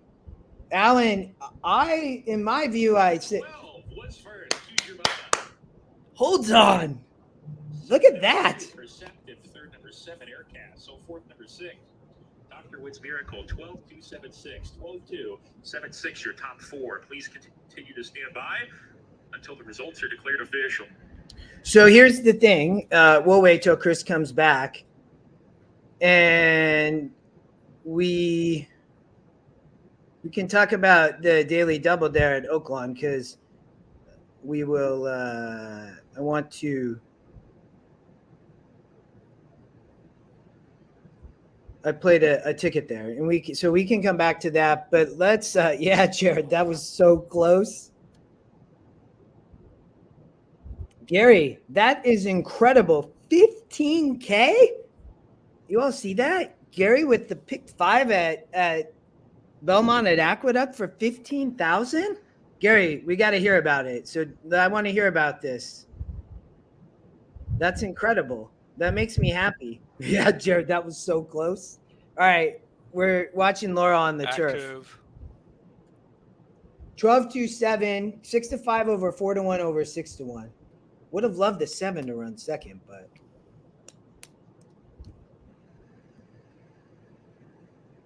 yeah, that's incredible, Gary. Active in, That all in. was so close on the 12. That horse got a lot of pressure. All right, They're off. we'll listen in. First call, the Love Saga. Out of the gate first. Queen of the Dance got a solid beginning too. And Cake's Tap Dancer going to go for it. Cake's Tap Dancer eager to go. Now up front. Cake's Tap Dancer from Imagine the Odds on the outside. And Queen of the Dance settles in down to the inside. Taken back in third position. Pushing onto the turn. Dark pulls in between horses. Up close and Now entering the winner's circle is number only a couple of lengths off the lead. Active follows that 3 wide around the first turn run. Love Saga broke sharp and settles about mid-flight as they round that turn. Coach Cayley is next. After Coach Cayley comes Narrow Gate Stream racing on the inside. Compass rises and Intro trailing. At that 12, huh, Justin? Bro, brother, at, like by a nose. I know. I was watching on the phone. Gary hit the pick 5 at Aqueduct at Belmont Aqueduct for 15,000. We'll get there in a minute. Watch this race. Racing a close third as they journey down the backstretch. The outside is Active in 4th position, right there with Dark Pool. And then on the I always inside love the is turf Queen at of the Laurel. Dance. Queen of the Oh, Dance, yeah. rated kindly, just 3 lengths off the speed of Imagine the Odds The into the far turn tri-pairs. run. Coach Cayley now has 6 lengths to make up, followed by Love Saga and Compass Rises. Back to Arrowgate Stream and Ooh, trailing his Intro still. 66 to Into 1 on far the turn try. run. Imagine the Odds. Imagine the Odds half-length lead from Active in second as Dark Pool is called on for run from third to the outside. Cake's Tap Dancer inside. All right, Gary, we're going to get to that in a minute. Ride. Queen of the Dance has every chance to kick in now. Is moving in between horses. Going to angle to the outside for the stretch drive. But in the meantime, it's Imagine the Odds up front. Imagine the Odds from Active. They get away clean by some 3 lengths and try to close the late gap for a share is Love Saga from the back of the pack. But just a mile in. On the outside, here comes Active. Active trying to nail Imagine the Odds. Imagine the Odds. Imagine the Odds and Active in a photo finish together. And Dark Pool and then Cake's Tap Dancer. The video's off a little bit of sound, Chris. So when you pull it down, we can maybe here. I pull mine up, and oh no, that's not actually, but that's okay. I was messing around there, but we will before Chris, but before we bring on Bruno. So, well, I played the daily double here, Chris, from the 12 at Oaklawn, but I'm again, with the race sim, there's a little bug. I can't add the 5, but I actually played this into the 4-5-7. Okay. But I want to give it away because we had retweets. So for everybody, we'll bring Bruno on. I'm going to figure this out, Chris. We'll have Bruno on. Bruno's going to join us here in a minute. And then before that next race goes off, we'll give away 30% of that daily double here and see if we can generate a little bit of Derby cash. All right. Sounds good. Let's bring Bruno in. Hey, everybody. Hey, how you doing, man? Good. Today is watching racing and running errands because tomorrow's busy. Yeah, I had read your text earlier that you were done with your errands and you were ready to roll. So welcome. We've been cruising through here. We're getting down to it. Getting to the Oaks here in a bit. We'll get your shot, your thoughts on race shape and whatnot for some of these Churchill races as well. But you got to be kind of pumped for tomorrow, right? I'm counting. You know, it's funny. It's been a long week because we get a lot of work. I think we put in like 1,200 pieces of data for this whole week, 1,285 to be exact. So like the last couple of days, I think my head was spinning. I think Friday night, Thursday night, I dreamt about writing workouts. So yeah, exactly. Yeah. So it's been, it's a great week. It's a busy week, but when you get to Friday, it's like you take a deep breath and then you realize you got to do a bunch of errands, you know? Yeah. So it's a beautiful game to be in, and it's beautiful to have the opportunity to do this. I will ask a question for you guys. I had a subscriber ask me, he goes, did you handicap for a sloppy track on today's card? And,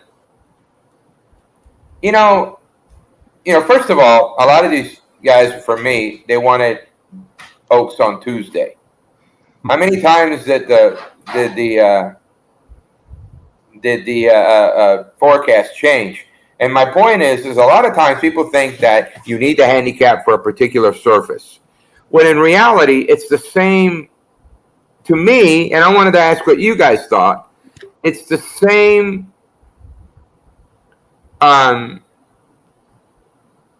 process that it would be on any other track, right? Sharp horses win. Horses with speed that can control the pace or sit right behind them or have the best closing figure.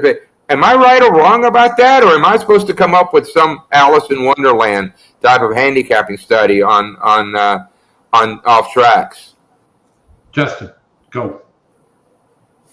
Yeah, I mean, Bruno, I handicap for the race that it is, the class that it is, and always pace will come into play. I try not to get super wrapped up in surface, this and that. I bring it in to the race, maybe to look at, does my opinion change? Is there something that it tells me? But I am with you around, these are the real deal races and horses. I think I take it into account whether I don't like a horse or whether I might like a horse.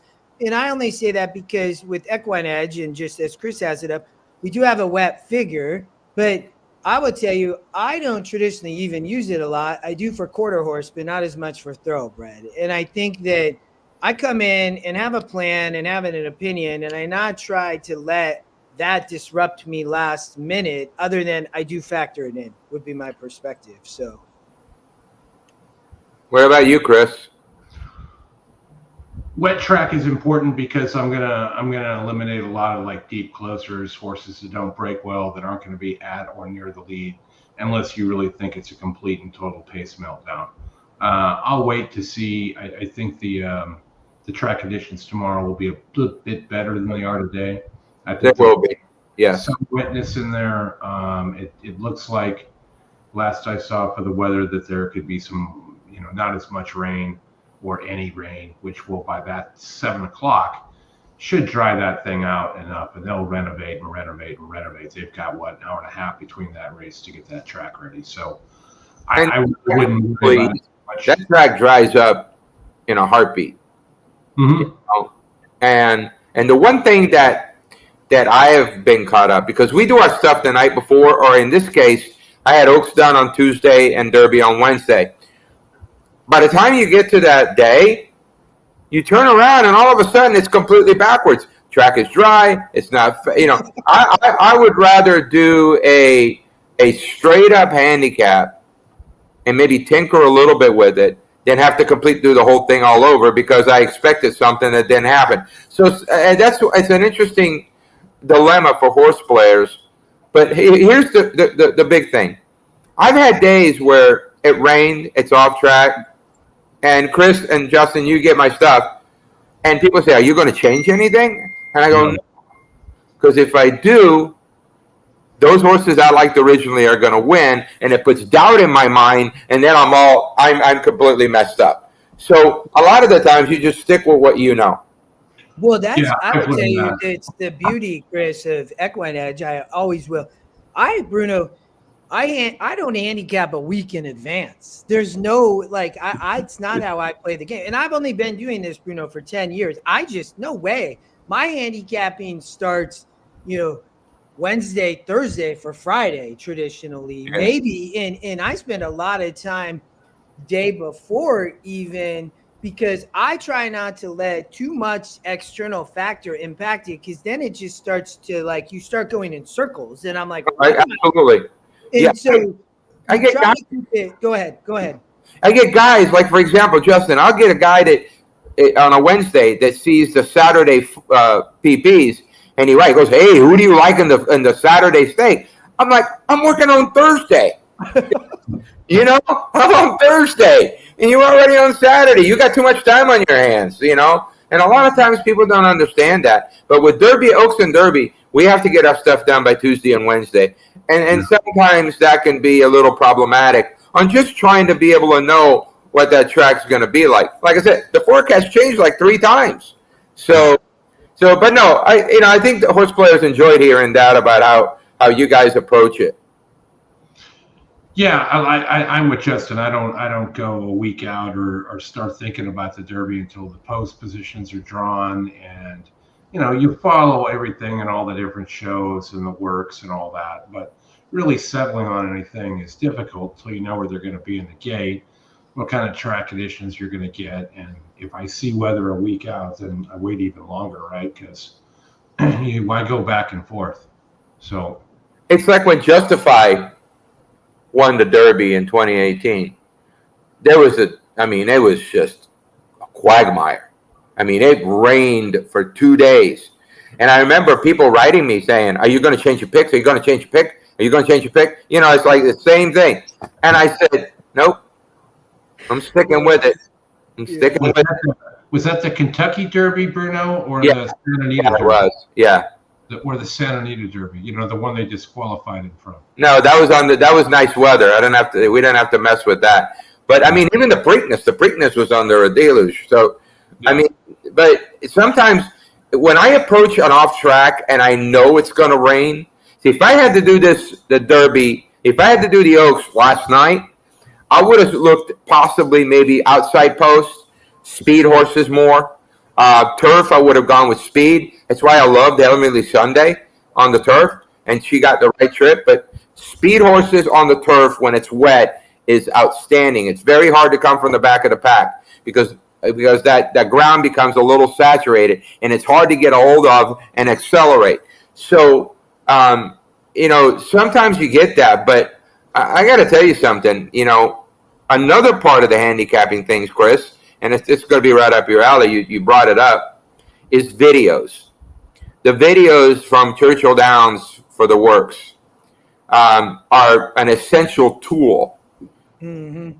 But last year, Mage didn't have a work video. We had something on him. He went 116 and they didn't get him. Well, this year, there's a few horses that don't have work videos. That's correct. We've got all of yours loaded up. Right. In this ninth race here, anyone you wanted to kind of highlight or look at? Yeah, let me pull up my. Hey, we're gonna do ticket giveaway, Chris, as Bruno does that. Can I real quick? Yeah, what do you want me to share?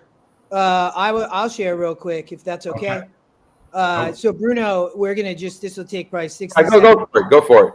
I like to give tickets away here. So we hit the 12 as a single and a $20 daily double at Oaklawn in the last race.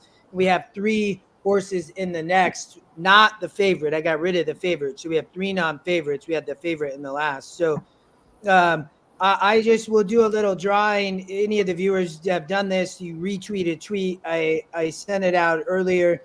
This is just a Twitter picker. We'll give 10% away, basically. So let me grab the tweet. Anybody has last second try, you can go retweet it. And then we'll give 10% to 3 people. And I don't know what our will pays out. We'll find them out here after in a minute. But so you load that in there. We're going to have 3 winners. No real criteria. You don't have to follow anybody. It makes it super simple. And see a few people getting in last second. Well done. Mm-hmm. You should have that. Hey, Justin, you should have that gift behind you with the from the in living color with the more money. Yeah. All right. There's our 3 winners. Right. Everybody should be able to see it. Arion Thoroughbreds, C. Hucker. Oh, Karina. And say again? Because Karina, Arion Thoroughbreds. Yeah, I love this. We hit it, I think, 2 weeks ago, Bruno. 3 people got about $80. So I was like, sweet. So, all right, Chris, back to you, Bruno. Where was my call? Yeah. I didn't get a call from you. Hey, it's a tweet. There's a tweet on Twitter. You just got to resend it. That's it. Oh, you want me to read? You really want me to read? As a horse player, you want me to read? Well, you read all the stuff they send you saying, hey, where's the reports? Or it's sarcastic, Chris, because horse players don't read most of the time. This sucks or that sucks or whatever, Everybody. I get those. But No, but it's funny. I really harp on horse players. They got to read. The you know, it's, you know, I can share a story. You know, you guys are familiar with the product. You know, we have the top 5 pages of the cheat sheet that has the program format. That's all we read. And after that is the workout report, right?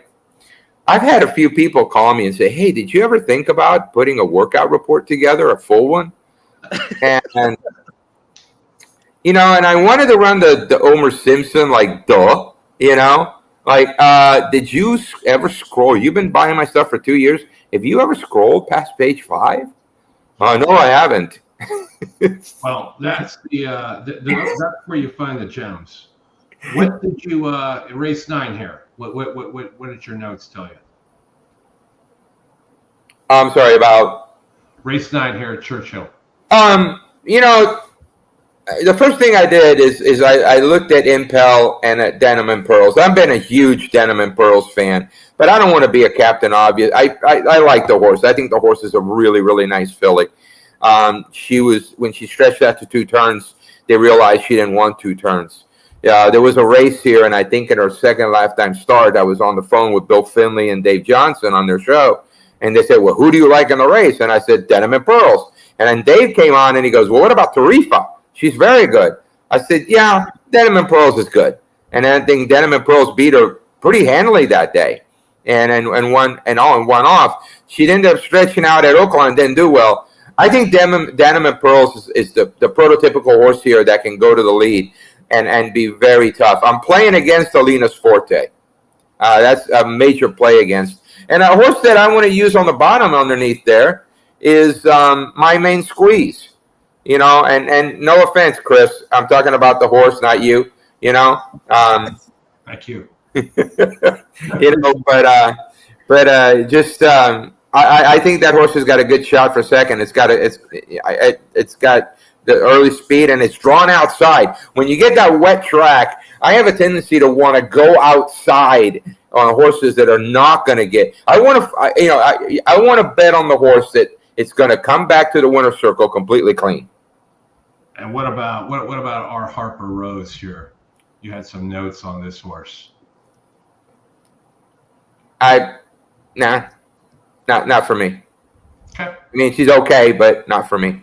Not in this spot. Okay. You know, and I go off to the point to where, how's Safi Joseph ever done at Churchill? You know, what's his record at Churchill? How has he done? And a lot of the times, I just find myself going, let him beat me. You know, I'll say that about some horses. Beat me. But I dare you, beat me.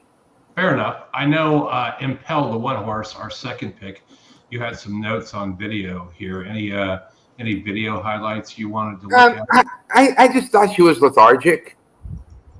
You know, I thought when she ran at Keeneland that she had every opportunity to win, and she didn't.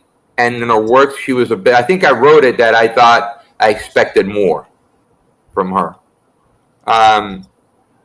Obviously, you've got Juddmonte on one end, and you've got the Red, White, and Blue Racing, which is some very good Kentucky breeders with Denim and Pearls. It'll make it an interesting. I would not be surprised if I ran 1-2. For my exacta, I want to play 7 on top of 11 and maybe box them up a little bit. All right. You're right. Down the stretch here, it does kind of look. It doesn't look high energy, right? What's that? The Impel work? Yeah. Yeah, I mean, maybe I was just nitpicking, but I just wanted to see a little more. No, I can see her kind of slowing down there. I mean, no urging or anything. You can look at that in many different ways. I don't think there is the right way. But to your point, and when you analyze the rest of the race and whatnot, and talk about those other things, a couple of comments there. Well, on Impel, I'm looking for my PPs real quick. With Impel, the one thing that bothered me was, and I'm trying to pull it up right now.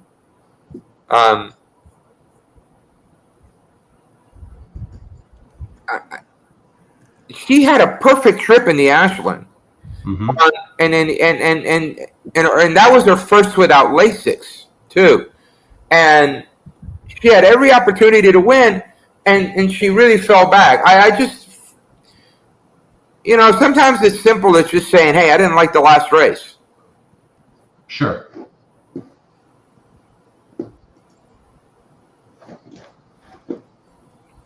I think we've got quite a few minutes to post. Well, how many minutes to post here? We gotta go to Oaklawn in 2 minutes because we got 3 horses. We can't watch Justin. it, but You want to share your screen and bring Oaklawn up? yeah, yep. Give me 1 sec. So,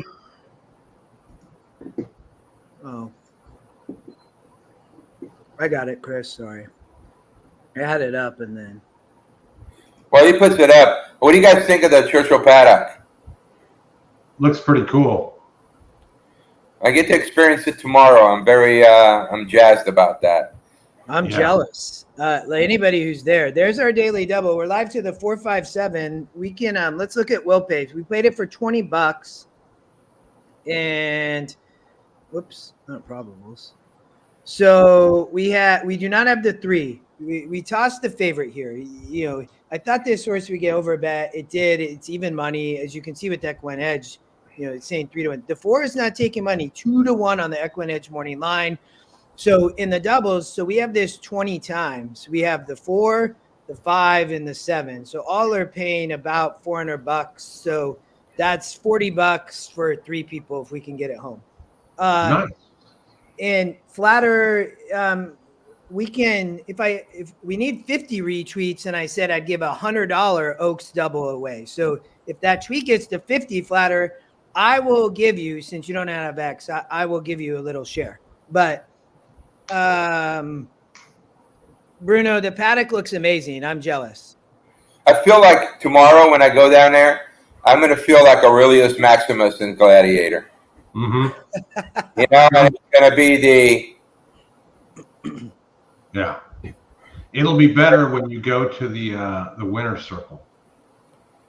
What's that? It'll be better when you go to the winner's circle. Yeah, let's not get ahead of ourselves. I don't want EquinEdge has Bo as the top pick, Bruno. Well, that's why I like you guys. Hey, we've played Bo many times, Bruno. All of us have. Uh-huh. He's a really neat horse. He's he ran some races that even myself had to kind of like went and watched the replay and what he did.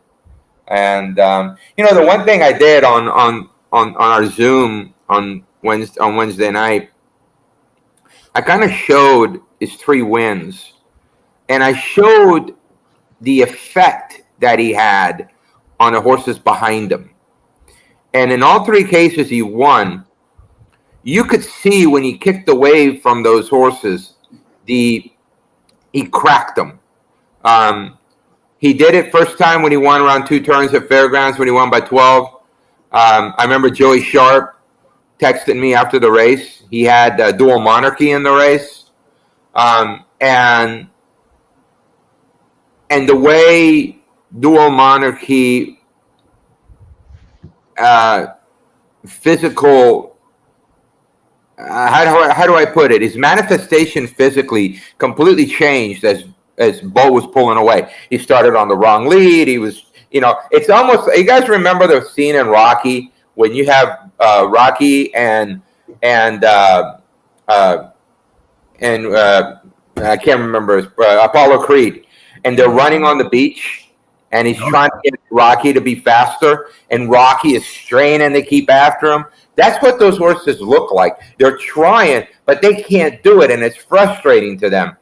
And then when he came back and won a year ago to the day at Churchill Downs after the Derby last year, he faced a 6-5 horse, Equivoke, from the Pletcher barn. And I had watched Equivoke train into that race, and I told my partner, I said, Bo will crack Equivoke, because when Equivoke worked with Tapit Trice right before that race, and Tapit Trice put in a little move on him, I saw Equivoke do one of these down the lane, and I went, oh, you got some crack in your armor. You know, somebody throws a little jab at you, and you're doing one of these? No. So if you watch the race as Bo's pulling away, the shoulder drops on Equivoke, and he starts doing that little dance, and he ends up getting beat. But he ended up he hasn't even come back to run ever since. He's been off since.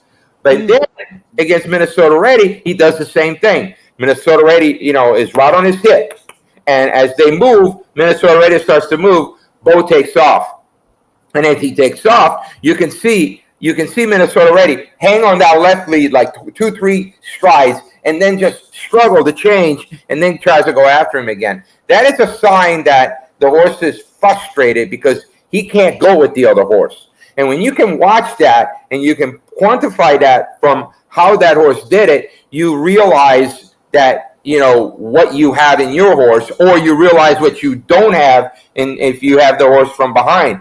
Also, Zenyatta was that way. Zenyatta was very much that way. Everybody used to say all the time, nobody wins, out of those Zenyatta races. Yeah, because she snapped them. She just would break them, and it would just be this huge letdown. I had dinner with an assistant trainer, and I asked him about that. I said, can you see that when you get a horse that gets broken by another horse and they come back to the barn? He goes, yeah. It takes us a few days to get those horses back into that confident manner and that confident mode. So it's a very interesting part of the game that nobody talks about, but it's there. If you pay attention, it's there. Yeah, no, I hear you. Our daily double came up short at Oaklawn, though. The one beat us. We almost got beat by a 74-1 shot. So, but the one beat us. But that was we hit the try in the race before, and we had the win bet on the 12, so that's okay. But so yeah, Bruno, no, go ahead. We can show you here your top win percentage. You're the top pick. You got a great jockey trainer combo. Strength rating, I'm not going to give a whole lot on this because you've already been successful here. But looking good, man. I mean, how do you like the way he's been training this week? Oh, which horse is that now? I'm sorry. Bo Cruz. Oh,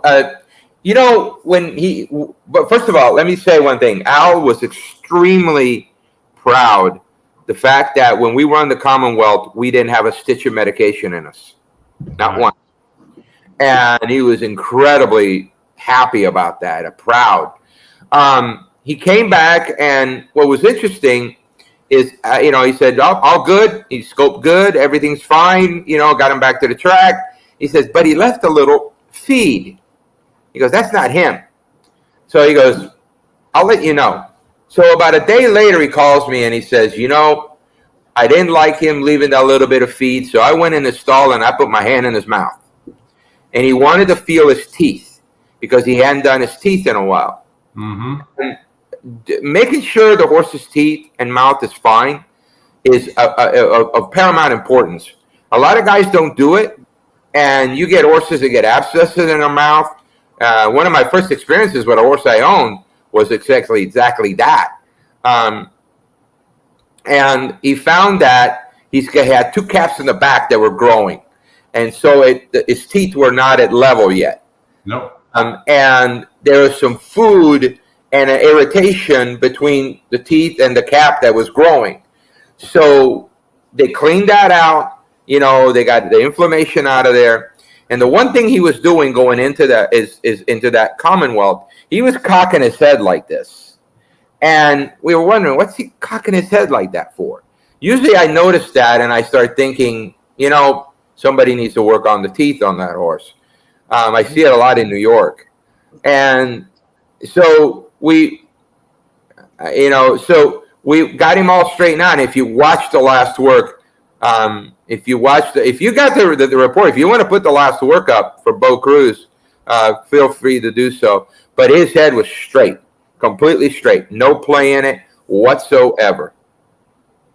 He worked here with Neutralize, which is, so when you're looking at company and you're looking at horses that work with whom, I have learned to really pay attention how trainers choose their workmates. For example, in this case, Al wanted to go 48. Bruno, chase hold on. 49. Bruno, one sec. Chris, screen. It's not showing. I'm not showing the work.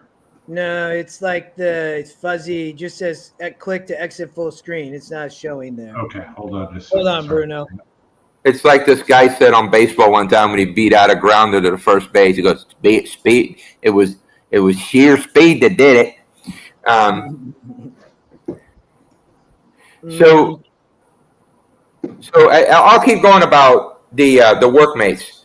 So Al really only wanted to go around 49, 48, 49. He didn't want to do more. So the one thing you do is you don't want to put that horse that you only want to go 48 or 49 with a horse that can go 46.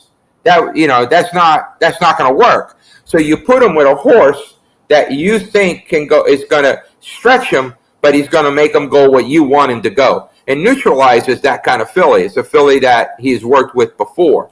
It wasn't a speed work. It wasn't supposed to be a test, a trial. It's about him just going around the track and trying to, get him, just to get him a good, nice work into him. He went 47, and Joe Johnson was on him. And if you blow it up, you could just see Joe Johnson's heels are in the stirrups to basically say, whoa, boy. And Bo has really improved. He's improved where he's not running off. He's not wanting to do more. He'll do exactly what you ask him to do. And that's a positive thing. So we weren't trying to blow up a stopwatch. We weren't trying to get a race. We weren't trying to have people go, ooh, look at that time. We were just trying to get him into a race and do well.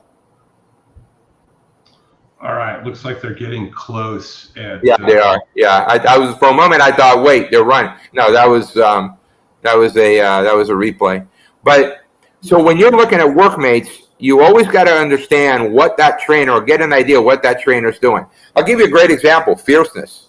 Fierceness is working with a horse named Agate Road, who doesn't have one stitch of speed, and he's a turf horse.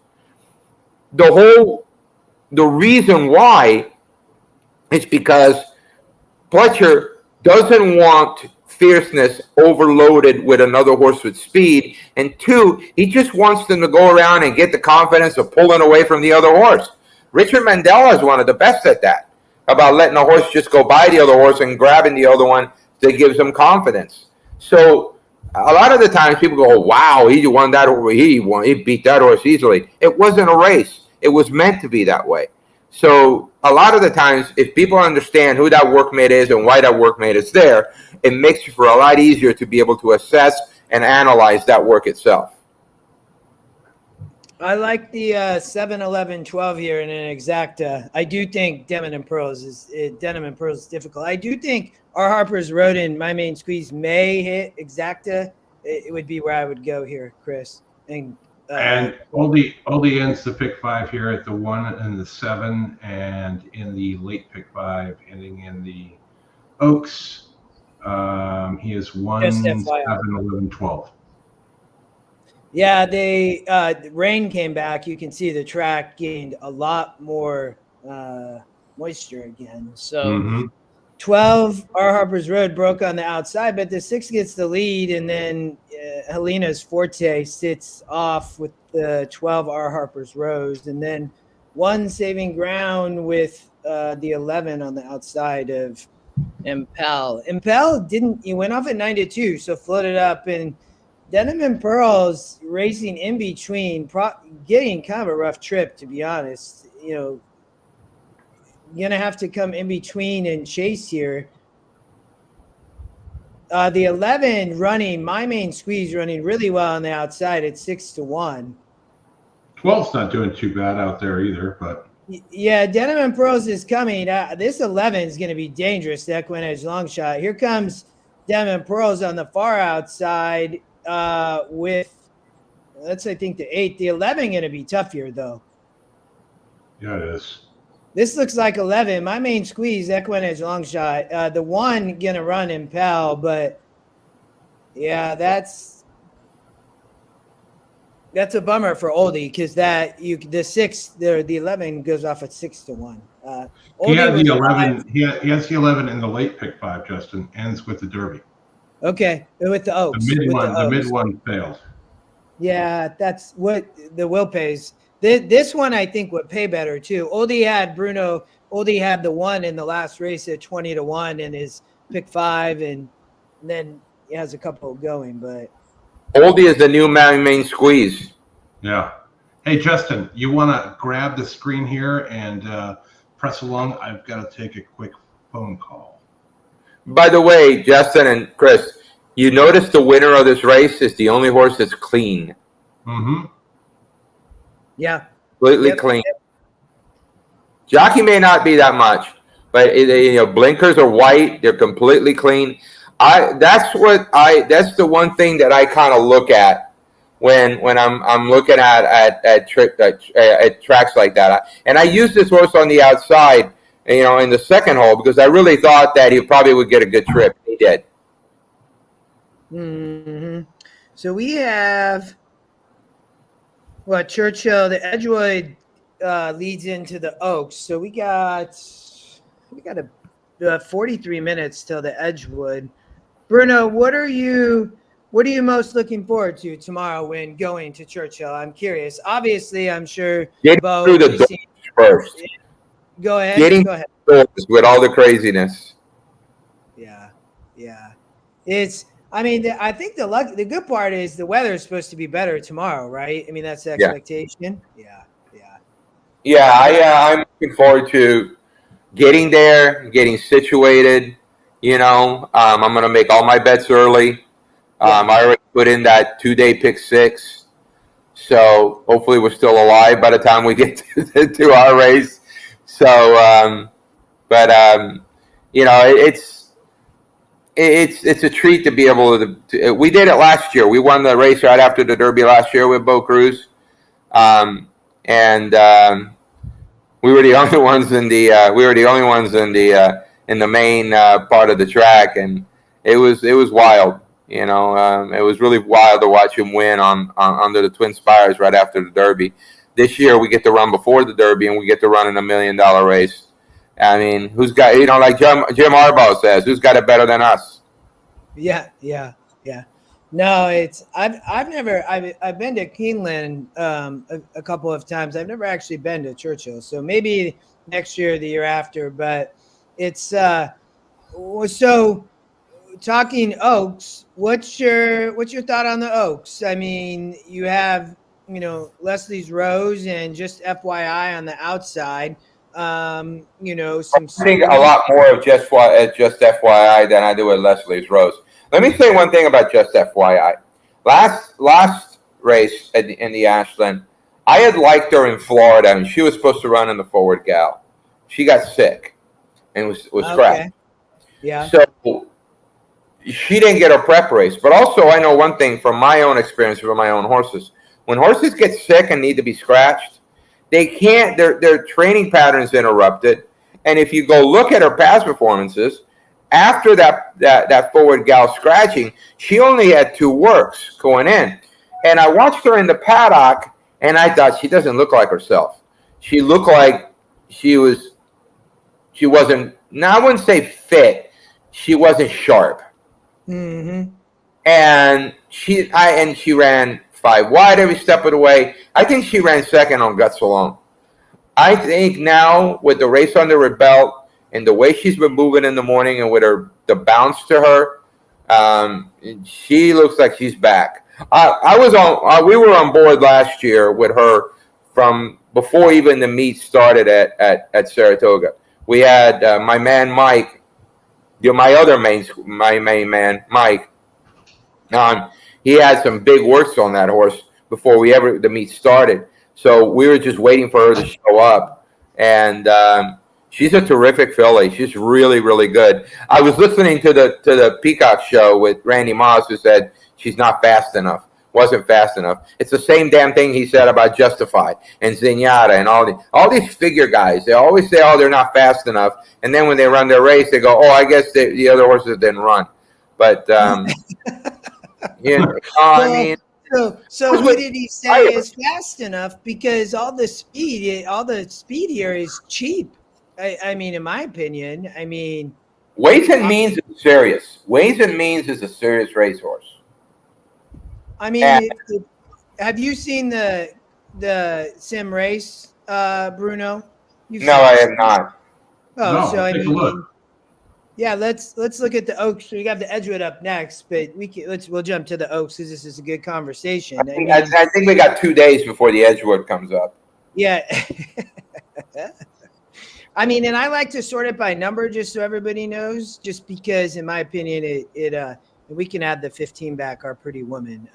It all fits on one screen, which is cool. So, you know, I like to keep it by number because that's how I kind of start the race here. So it has Fiona's Magic up on the pace as well as Regulatory Risk. And, you know, we show Fiona's Magic is likely going to show speed up here, but also 1%, Bruno, into Champagne, only a 1% horse. I like into Champagne.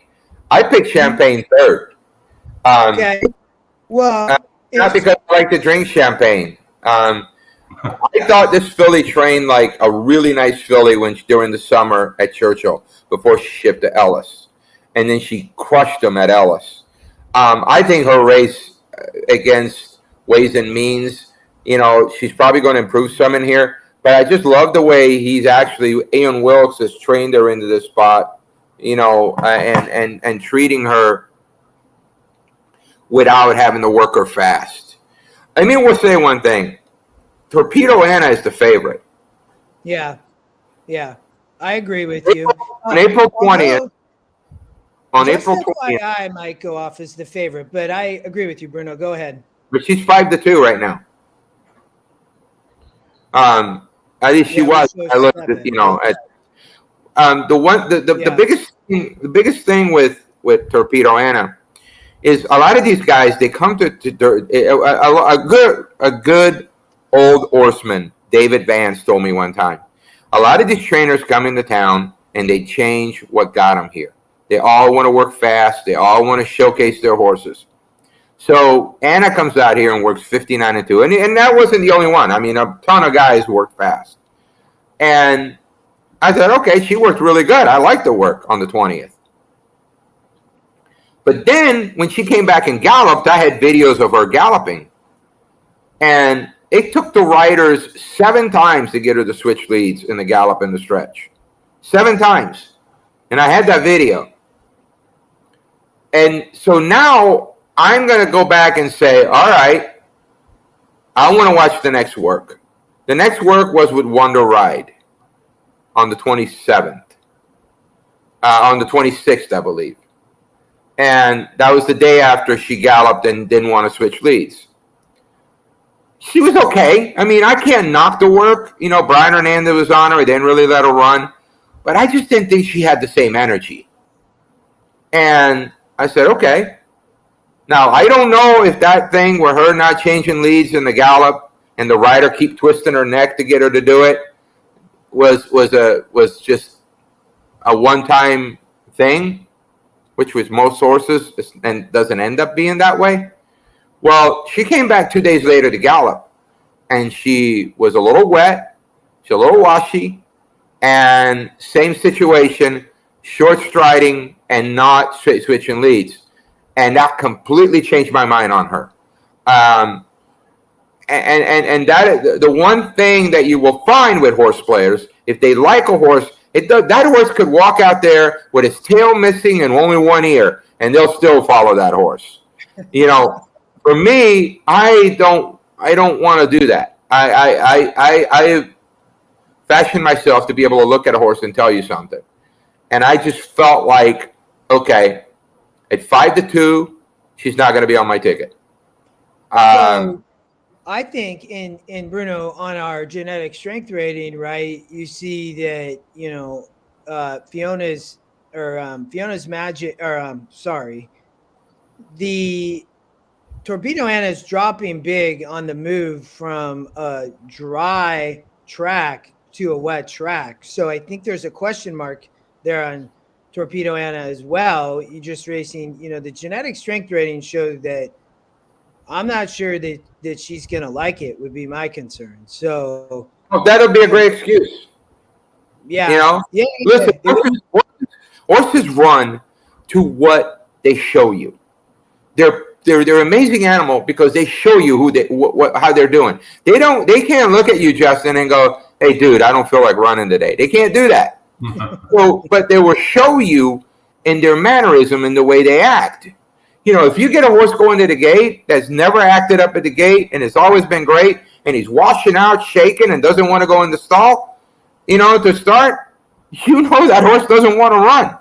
It's Bruno, I can tell you many years going to Santa Anita that sometimes you could get in that saddling barn there and you could find horses that just weren't going to run, right? I mean, some of it's just instinct, watching them, knowing some of their mannerisms and whatnot. But sometimes you can tell it there as well. But, yeah, but you can tell their mentality. They're too sharp, or they're, you know, and people look at horses bouncing. Oh, look at him. He looks so good. And I'm like, no, that's nervous energy, man. That's way too nervous energy. They come out on the track and they're beating their feet down like this. Kiss of death. If I got something on there, that horse is like piston legs. You know, I'm like, no, I'm out. You know, but I will tell you what I've learned from my own horses. I had a filly in the 90s named Majestic Sound. And the second time we ran her, she ran great for this, for the partnership, the first time we ran her. The second time we ran her, she's all washed out in the paddock at Hollywood Park down there right by the track. So she goes out. Rafael Meza was riding her. She goes out, and Rafael took her and he hit her in the bushes somewhere, right? You know, out there by the kitchen at Hollywood Park. Mm-hmm. And she comes out and I'm kidding about the bushes, but all of a sudden she shows up behind the gate. She's completely dry, bone dry, and looks great. So sometimes when you take horses and they got that claustrophobia in the paddock, you know, and then you move them out and you take them away from horses that don't let them off the pony. Just let them sit there and let them just, you know, digest everything that's going on around them. They will calm down.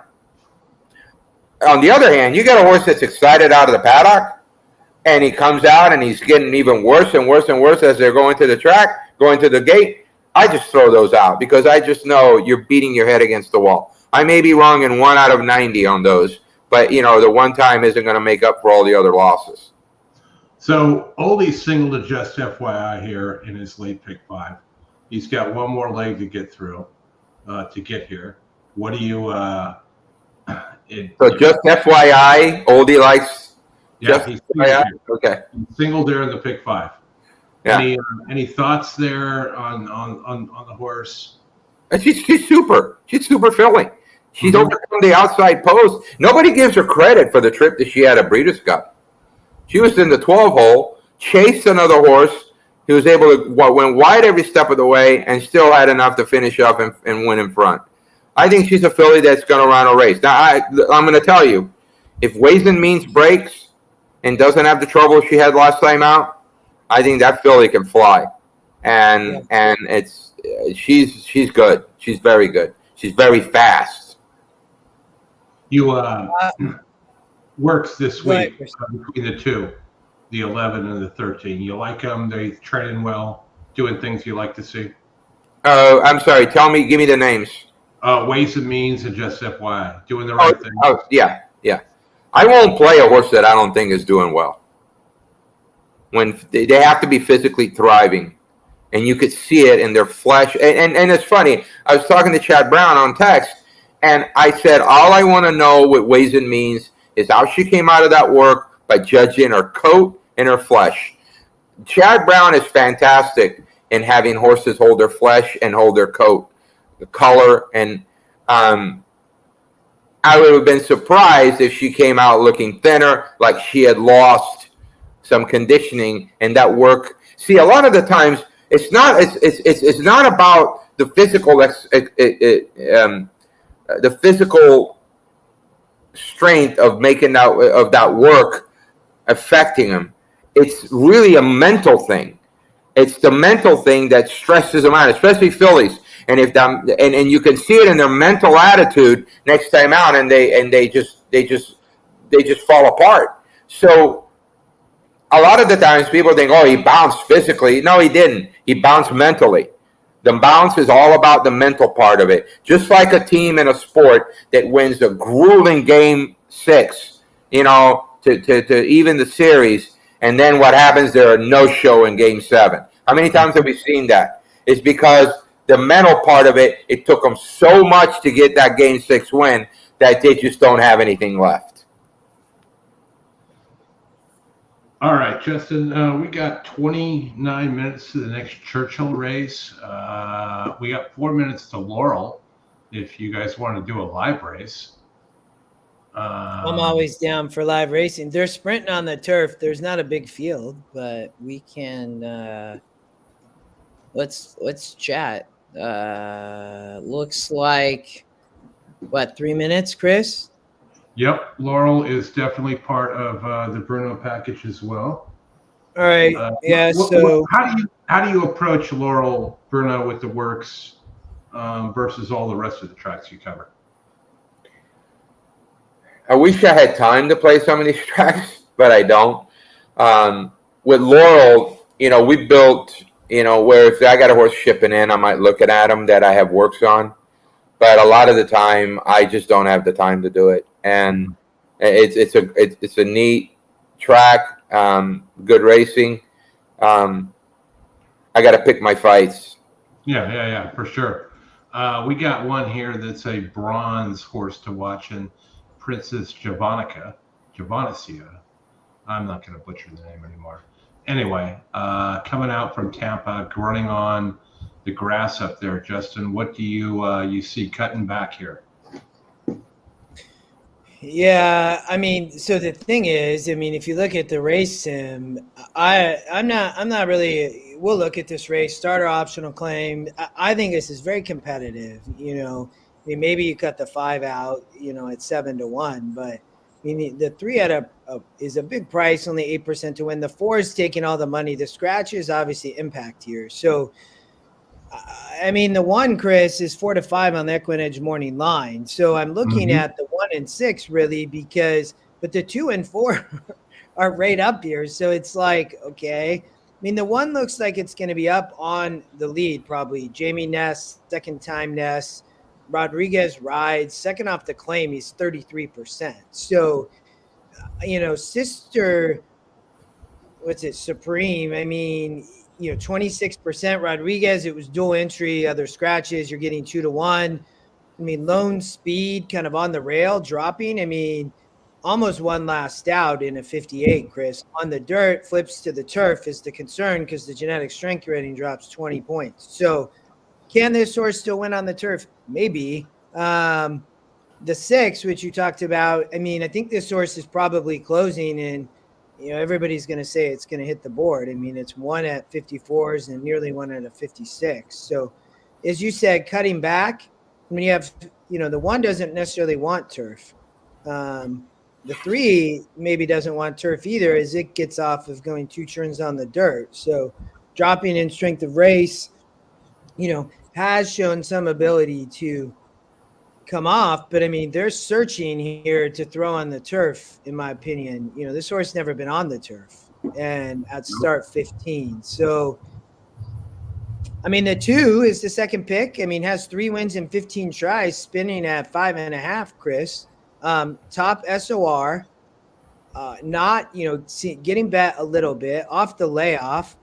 I always, Bruno, like to kind of use your works here, and it shows 2-star. A lot of times we talked about your use there, but I like, I don't know this trainer, 17% first race back. So it does tell me that potentially the 2 horse might be ready to run here, and is all 3 wins in most of its races, Chris, are sprinting 5.5. You know what? I like doing that. I take a look at horses, and the first thing I do is I go through and see who likes that distance, who likes to run at that track, who likes to run at that distance. And usually that'll bring me on more winners than anything else. If they've done it at the distance, if they've done it at that track, They remember that and they know it. I mean, the 2 is working well from your star ratings, Bruno. And again, in races like this, and that We're talking about Laurel. I mean, I don't have anybody there, so no, I know, but I just obviously you have an algorithm or however it assigns. You got to look at it this way: the horse is training. Yes, yeah, of course. It's training, so it's not. You don't have to worry about saying, "Oh, has this horse even been out there?" It means the horse is training. And also, you got these kind of races here. It's an optional claiming 20. The less sometimes they do, the better. These horses are cheaper horses. Less is better, with the cheaper horses. Yeah. And when you got horses by Jamie Ness in the race, you almost have to look at it and go, okay, how am I going to use the Jamie Ness horse to make money? Because he wins at just an insane, incredible high percentage. And I'm not going to go any further. I'm against the 6. I think the 2 is the value with the Ness horse, Bruno. I don't disagree. I mean the Ness horse on the board. How about short field, long price? Our strong vows. I'm with you. I think if you go back to the race sim, I mean, I know it says this is close here, but I think the Ness could be dangerous on the front end. And to be honest, I think the 2 might be the horse that makes Chris that you're getting a better price than the 6 with the Ness horse. So, and you got to remember, Justin, you got to remember something too. When places like Laurel and some of these smaller tracks, you don't have as much as that stupid money in there. Yeah. You got nothing but Sharpie money in there. So it's more apt to be accurate than it is at a track that you got 150,000 people at. And they're all betting, their grandmothers and grandfathers' names. Yeah. All right, they're at the gate, Laurel. And they're off. Dulce Kira, Sister Supreme, and Our Strong Vows, all out together. Bound by Destiny up close there, and Princess Javoncha. Early speed 2, only 2.5 lengths on the front, and some of the 3 lengths back. And Isabella's Glory, the only one really outkicked there. As Sister Supreme will take that lead, half length in front from Dulce Kira. Dulce Kira eager to go and comes back for more on the outside. Sister Supreme down to the inside. They're head to head for the lead. Princess Javoncha sitting a great trip from 3rd, and so too Our Strong Vows. Pent up down to the inside with run from 4th. There's your longest shot on the board. Links back and is bound by Destiny. And Isabella's Glory into the stretch, 1/4 mile left. You just need somewhere to go. Supreme battles on. Our Strong Vows looking to split. Not going through the mist. It didn't want to. Final 3/16 of a mile. Come on. In the meantime, Dulce Kira gets that jump. Sister Supreme, Our Strong Vows. Now with clear sailing on the outside. Our Strong Vows are relentless on the outside. Our Strong Vows on the outside. A 16 left to go takes the lead from Dulce Kira. Our Strong Vows. Our Strong Vows wins from Dulce Kira. See, that was the horse to beat the 6. Well, the biggest thing, the horse didn't want to go between horses. Yeah. He doesn't want to go between horses. Yeah. And the rider is trying to get him to do it, and I have to move him outside. But if you let's see, was the 4? How big a price was the 4? 4-1. 2. Okay. Got that horse in the clear and went right by. Right. And that's sometimes you got to look at it and say, that horse that wanted nothing to do to go in between them. Good. Tony had $20 exacta there. Nice. You're probably getting, well, we can see. You're probably getting near, you might get close to 15 or 20 to 1, I would guess. All right, Justin, we got 5 minutes for some Santa Anita action. Churchill will be with us soon. You want? We got 19. Tony got 19 to 1 there on the exacta. Nice exacta. Yeah. Good job, Tony. Tony will be on with us tonight on the Zoom at 8 o'clock Eastern. I'll be coaching baseball, Little League. All right, small field. Can you beat 5?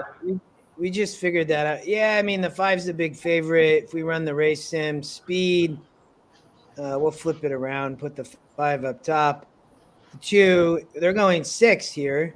Maybe they close in. The 5 looks to hold on. Current 7 to 5. The public is betting the 2 to come over the 5. Clubhouse Bride, state bred, going 6, 3-year-old fillies.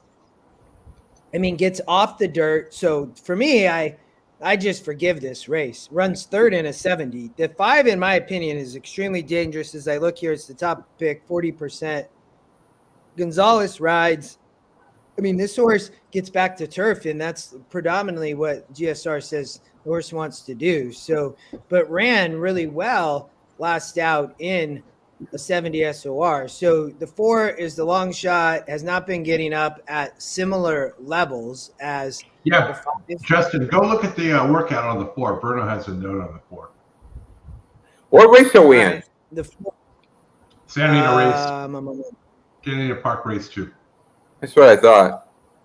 So guy named Joe Maldonado's aboard, and Recalcitrant Gutierrez traded puncheries from the 3/8, both displaying some grit to close one out in 35.3. So, I mean, the win percent goes up, Chris. It is the long shot. They're going 6. The continually search here on the turf has been competitive, but in my opinion, on the 5, his horse is in form and just getting back to turf. And as long as this horse runs back to the race back in March, I think the 5 is tough right now. So, and then the 2 is where the public is, although the 5 is taking some money now here. Well, what about the 6? Well, the 6 scratched. Right, did he scratch? Okay, so I'm looking at my sheet. I didn't have him scratched. My concern here on the 2 is Broken Mane did run well in a 56. This horse can improve, but why can the 5 still not improve at start 5? And she's still a 3-year-old and a little more competitive. And to be honest, has showed quite a bit of class in running in both of these allowance and then a stakes race on the dirt. So I'm on the 5, I think here. I mean, we can look briefly at the stretch. I think the 1 and 3 can't win the race. This is between the 2, 4, 5, in my opinion, Chris. I'm probably leaning 5. The GSR says 5. The SOR says 5. The pace says 5. The value I'm getting 9 to 5 is great. So that's where I'm going. They're in the All gate. right. They're in the gate. And they're off. Recalcitrant and Clubhouse Bride speed off for the early lead, headed for Om comes through to take 3rd. Shamaville is 4th, 3 lengths off the pace, and 2 more to back on track. It's Recalcitrant, pressed by Clubhouse Bride down the backstretch, a neck back 2nd. Headed for Om, right behind them, and full of energy in 3rd. Then it's Shamaville, 4th, 3 off the pace, another 2 back-to-back on track. Recalcitrant, Clubhouse Bride, a neck back 2nd. Headed for Om takes 3rd. Shamaville matching strides with her. Another 2 back-to-back on track. They're coming around the far turn. Recalcitrant, Clubhouse Bride, even turns. Then it's Shamaville and headed for Om, tucked in, looking for some room. They're at the top of the stretch. Clubhouse Bride on the outside, and Recalcitrant have been inseparable. Headed for Om, angles to the 3 path, and is set down, and look at her come. Headed for Om.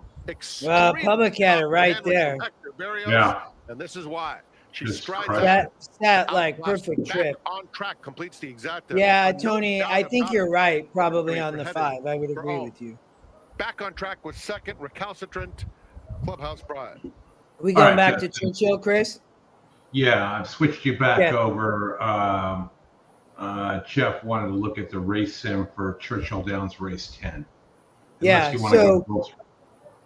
No, let's stick with Churchill. I think we can try to catch some Gulfstream even between the next 2 Churchill races because we have over an hour. And if you're around, don't leave because Chris and I talked. I think we're going to show the race sim for Derby because you're going to be here today. We'll show it today, and then obviously we'll show it again tomorrow. But let's go to race 10 first, the Edgewood on the turf.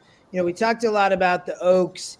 I'm in a lot of agreement with what was said, and we'll come back to the Oaks, after the Edgewood.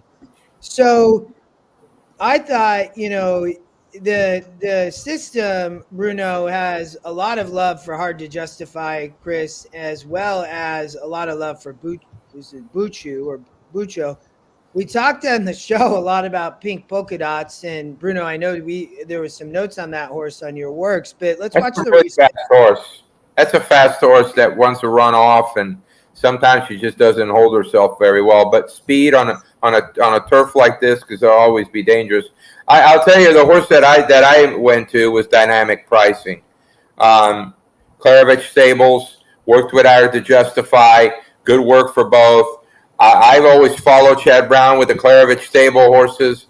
What's it on the board right now? 11-1. Yeah, you know what? If I get 11-1 on Chad, I'll be doing a happy dancing that you will not see on the screen.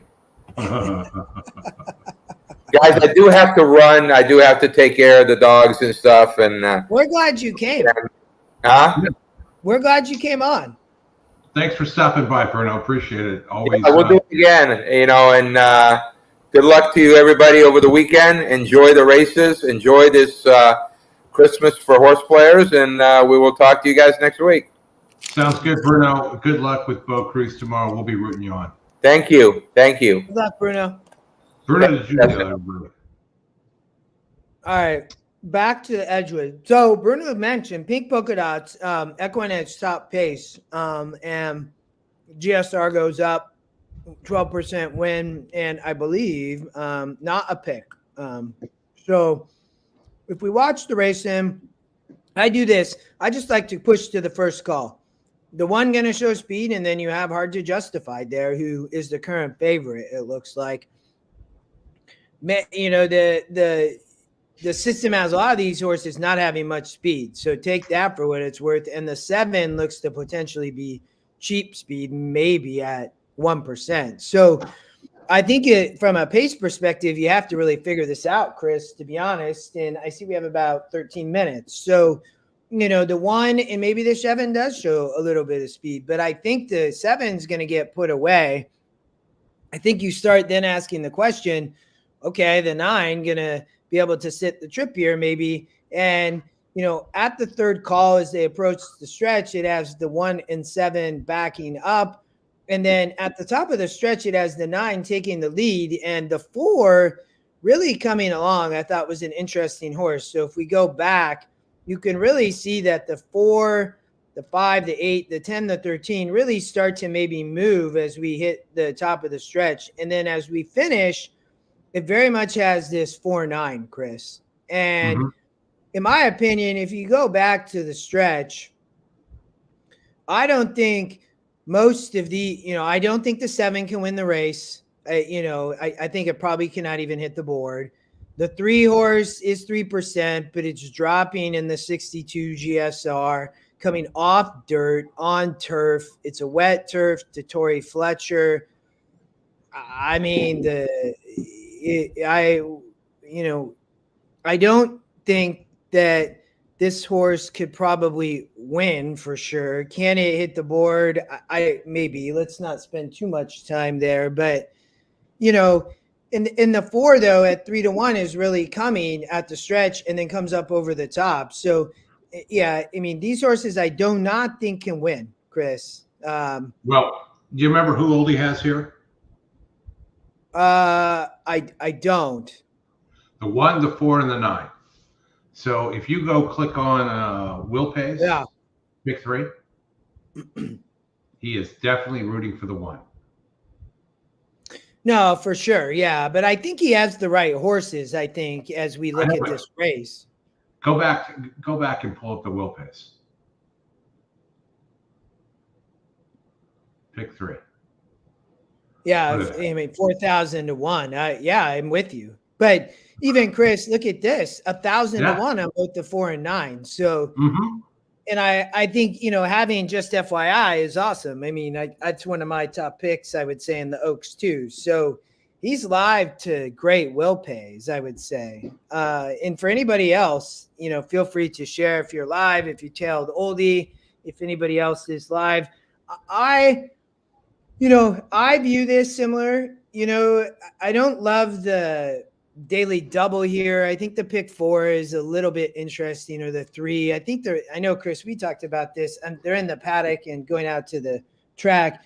These races can be interesting on Oaks or Derby Day after the Oaks or Derby. I looked a little bit, but predominantly just looked kind of through the Oaks. And I didn't, I thought that if you maybe you can really like the 4 and you get a good price at 3-1 or the 1 up on the lead, but I do think the 9's tough. If you look at, Bauer has the 9, Buchu, if that's how you pronounce it. I mean, she came off of winning the Appalachian, a grade 2, Chris, at Keeneland, coming out of running respectable, I would say, in the Breeders' Cup Juvenile Filly Turf. And first race back, I mean, she's bred as a 99 GSR, right? Mm-hmm. So a Justify, I mean, the real deal here, you're getting a good price at 3-1. 2 for 3 has shown from an SOR perspective, she fits. Bruno talked about the 10. We can look there. The 9, hard to justify as well. Justify in very well bred too on the, in 97 and 99, these 2 are. So, I think it's a little bit probably tough to separate these 2, I would say. Chad Pratt, hard to justify. She's 3 for 3, makes her return here. I think she's probably going to be tough. Yeah, I don't disagree. If you do like pink polka dots and you want some level of value when you look at the doubles, what is the Ways and Means is the 11 in the next? Is that right? Yeah. You're getting 76-1 on that, and the 13, just FYI, is the favorite at 54, and then the 5 would be the third choice. From what when you get past there, everything gets to be 101 and up. But I know a lot of people like just FYI in the next. Brad, if you is saying if you love the 4, then you have to love the 5 at 3x the price, as the horse got nosed out by the 4 in the Appalachian. So good info there. Well, and the 5's EquinEdge long shot. So, Mo, Fox, Gibbon, right? I mean, coming late there at 2%, 59-1 for Leonard Powell, right? And Junior probably rode that day. Yes, rides back. So I think is, when I look at the race sim, Chris, and go back, if we look here, the 1 and 9 going to show speed. And I think there's going to be somewhat of an honest pace, because I don't know if just hard to justify is just going to let the 1 get loose. Although the 1 is fast, right? So, but I think, who's going to sit, a good trip off the speed. I think you have to decide, is that, going to be the 4, the 10, the 5, I think the 4 just gets overlooked here a little bit because the flashiness of the other Justify in the 9 for Chad. Scotty McKeever in the house. What's happening, guys? Not bad. I'm just going to say David Harris is in the chat. Dave, if you want to come on, let us know. We'll send you the link. But David's coming on? I don't know. Yeah, He's in the chat. I'll text him now. He was talking about coming on, I think a little bit earlier when Bruno was on. So I'll see if he wants to come on now too. Yeah, I just wanted to come on and just tell you what a great job you guys are doing. Bruno was classic having Bruno on there. And also, by far, this is the biggest day in EquinEdge's history. We're just reaching so many people right now. I just wanted to give a shout out to the chat and everybody that supported us. Tony, and there's David and Brad. Thank you, Brad, so much. And it's good to see everybody in here. And it's just been what a blessing it's been. And a big shout out, you guys. The biggest thing I wanted to shout out besides our community, and it's growing, is to Brad, Amy, Riley, Anna, I'm telling you, Ryan, Malcolm, if I'm missing somebody, I'm so sorry. So many people are making this happen, and I don't know if you guys noticed, but the site is just working spot on. Like, you're right. You guys see that? Like, it's just insane. So good, so fast. It was a lot of work, and I wanted to really come on and give them a big shout out. And also, guys, I wanted to push. Don't forget, you guys, if you are new to EquinEdge, check out the coaching classes. It's so easy to do. Go to EquinEdge.com, and you learn so much. Chris does a class, I do a class, Justin does, Oldy does, and Alfredo does in Spanish. So it's coming. It's the mock race has got its bugs, but it's not supposed to be out anyways. But hopefully we'll have the simulated race out in a couple of months. Yeah, we're gonna show the mock race for the Derby here coming up once we get past this Churchill race. But Scotty, what's your thoughts on the Edgewood? So, I found this race really tough. By the way, did you see how well we are doing today with the picks today? It's on fire, man. It's insane. First, second pick, or long shot has won every race. Every race except the first race. And the first race, the win percentages were right there. The 4 was the second top win percentage. I mean, it's absolutely nuts. What's up, Brad? Thank you so much, man. We are working so hard and trying, and it's just such a great collaboration. And it doesn't work without these guys too. Justin, you guys are doing amazing with Oldy and Chris, and we're adding Derek and other people into the fold. It's just been amazing. David Harrison, of course, and we have Bruno's picks now. I mean, this is just the beginning of what's to come, you guys. I did have a hard time with this race. I love, just FYI. I've loved that horse. Absolutely love her. And I understand that people are kind of pimping the 11 Ways to Means. And Ways and Means is definitely got to look. I'm going to pass on Torpedo Anna, the 5 horse in race number 11 in the Kentucky Oaks. I'm not going to waver now. I'm all in on just FYI. So is Oldie, Scotty. He's single there in the pick 5. Yeah, and he got that 20-1 shot early on. So he is 1 and 4 and 9 in this race at Churchill. Yeah, exactly. And well, anyways, listen, you guys are doing an amazing job. I just wanted to chime in and just let you guys know what an amazing day it's been. It's been a blessing from God, and thanks to the community. And you guys continue to have a great show. Okay. Appreciate it, Scotty. Stop it in. Okay. See you later. Bye, everybody. All right. David gonna come on too. I just need to send him the links, Chris. Okay. We got 2 minutes to Churchill.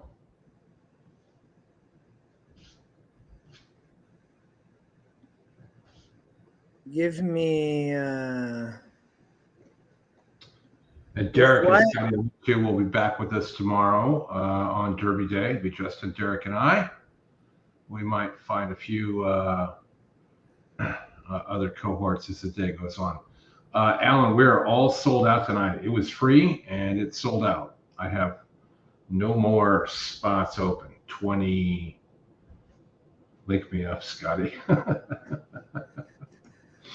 Yeah, I posted here, David, but then I'd have like 48 people or trying to join, and that would not be good.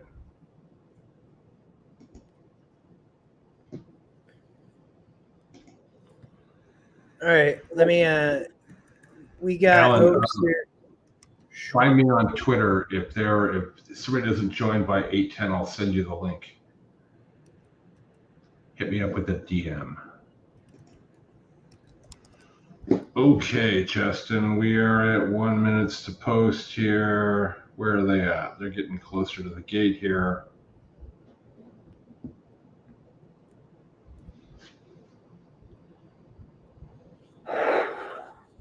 All right, I think we're gonna get David to probably join us to talk Oaks. Yeah, they're approaching shortly. All right. I'm on the. I think I'm on the 4-9. One. I'm with Scotty. I mean, I think this is a little bit of a tough race, but I think you're getting good prices. Rooting for Oldie, Chris, on the 1. So. Yeah. 149. I've got to feed the dogs real quick.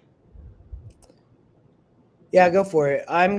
Looks like they're loading. I can take it from here, Chris. One is loading pink polka dots. We will, we'll watch the sim race here and can kind of watch as they go. The 9, hard to justify, current favorite at 9-5. Couple more, looks like about 4 more to load. The 5 horse Mo Fox Given loads, and then looks like 3 on the outside.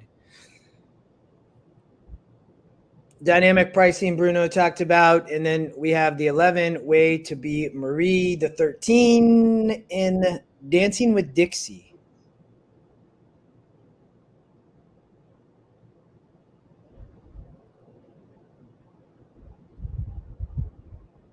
So the 7 actually goes to the lead, which we will add back.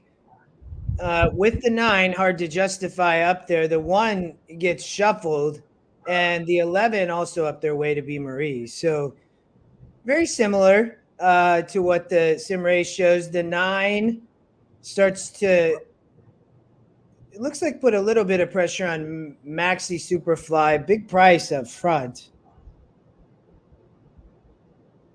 Sits off the pace, goes about 23 the first quarter. Let's go back here.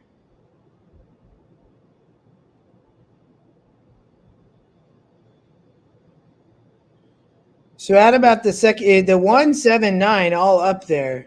If we look back at the second call here, and 11 stalking off the pace. And it looks like we can't see because there's a tent, but they're approaching the stretch. The 7's still in the lead. The 9 not running well. There's the 1. Oldie would love the 1 in his pick 5, and then you have the 11 on the outside, Way to Be Marie.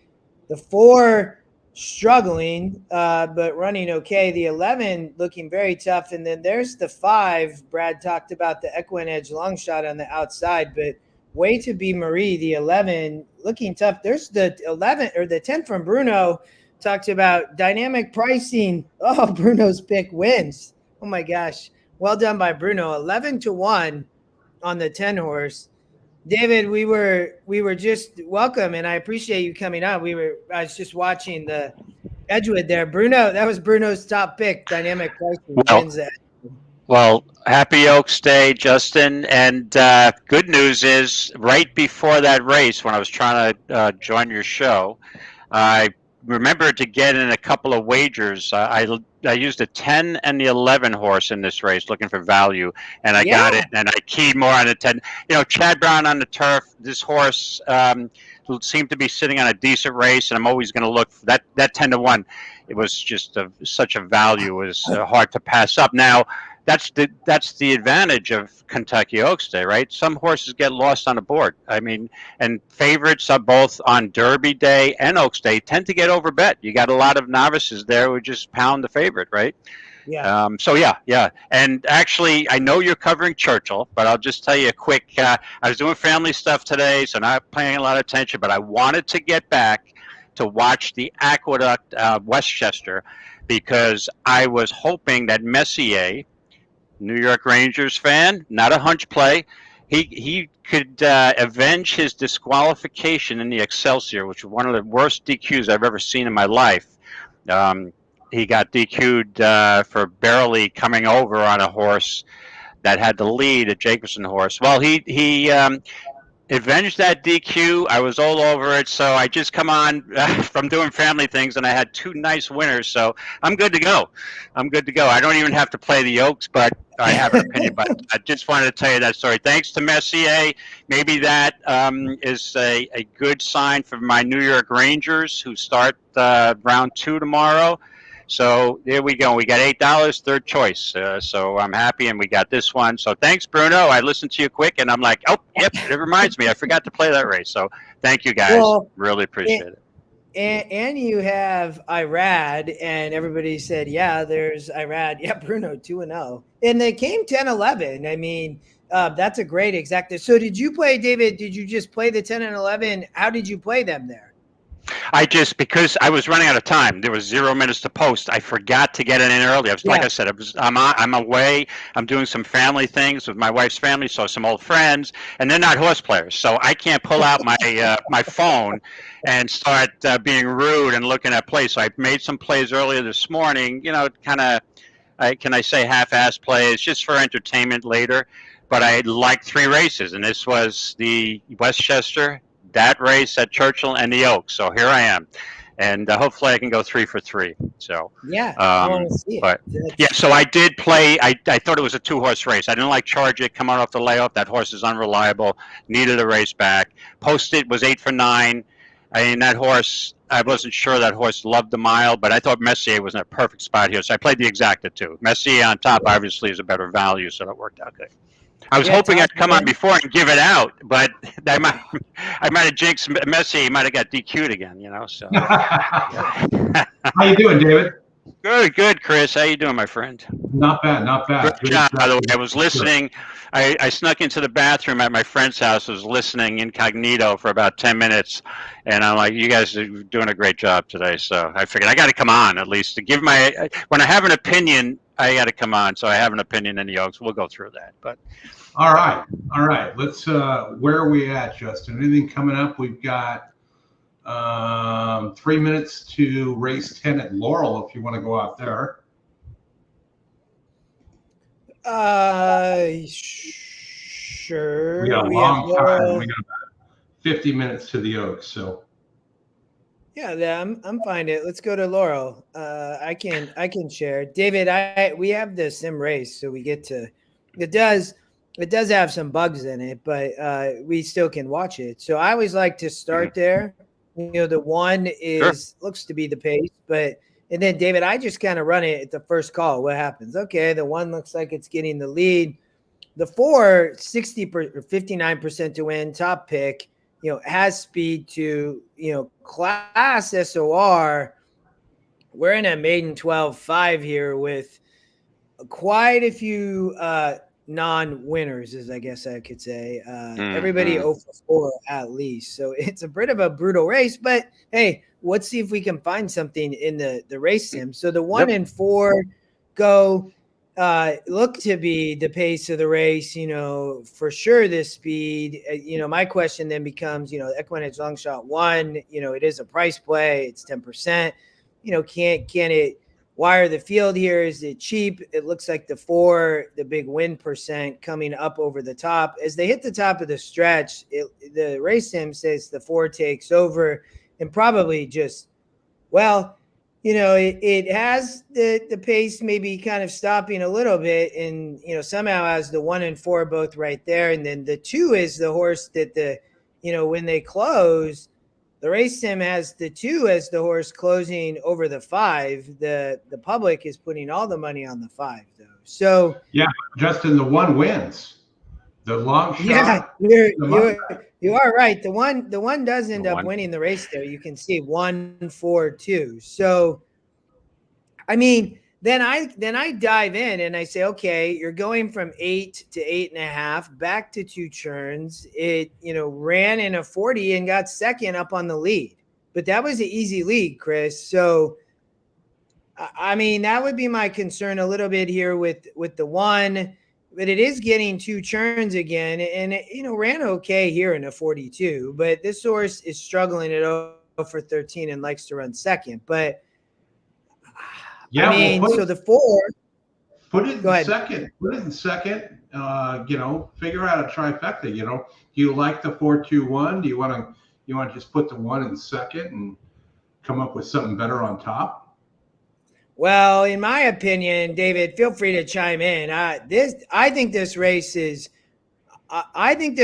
probably between the 1 and 4, in my opinion. So, but the 3's a big price, and then you have the 5 that's the current favorite. That the GSR does go up on the 5, so it is only start 5. Mats, Barbosa. But this horse, it's not winning on the turf, but they do get to the dirt. So maybe this horse can improve, Chris, but how much time we got? I don't want to. I'm on the They're getting 2. ready to go. Yeah, I mean, I can see down in the corner. Try. Let's see. Maybe we can hit this. So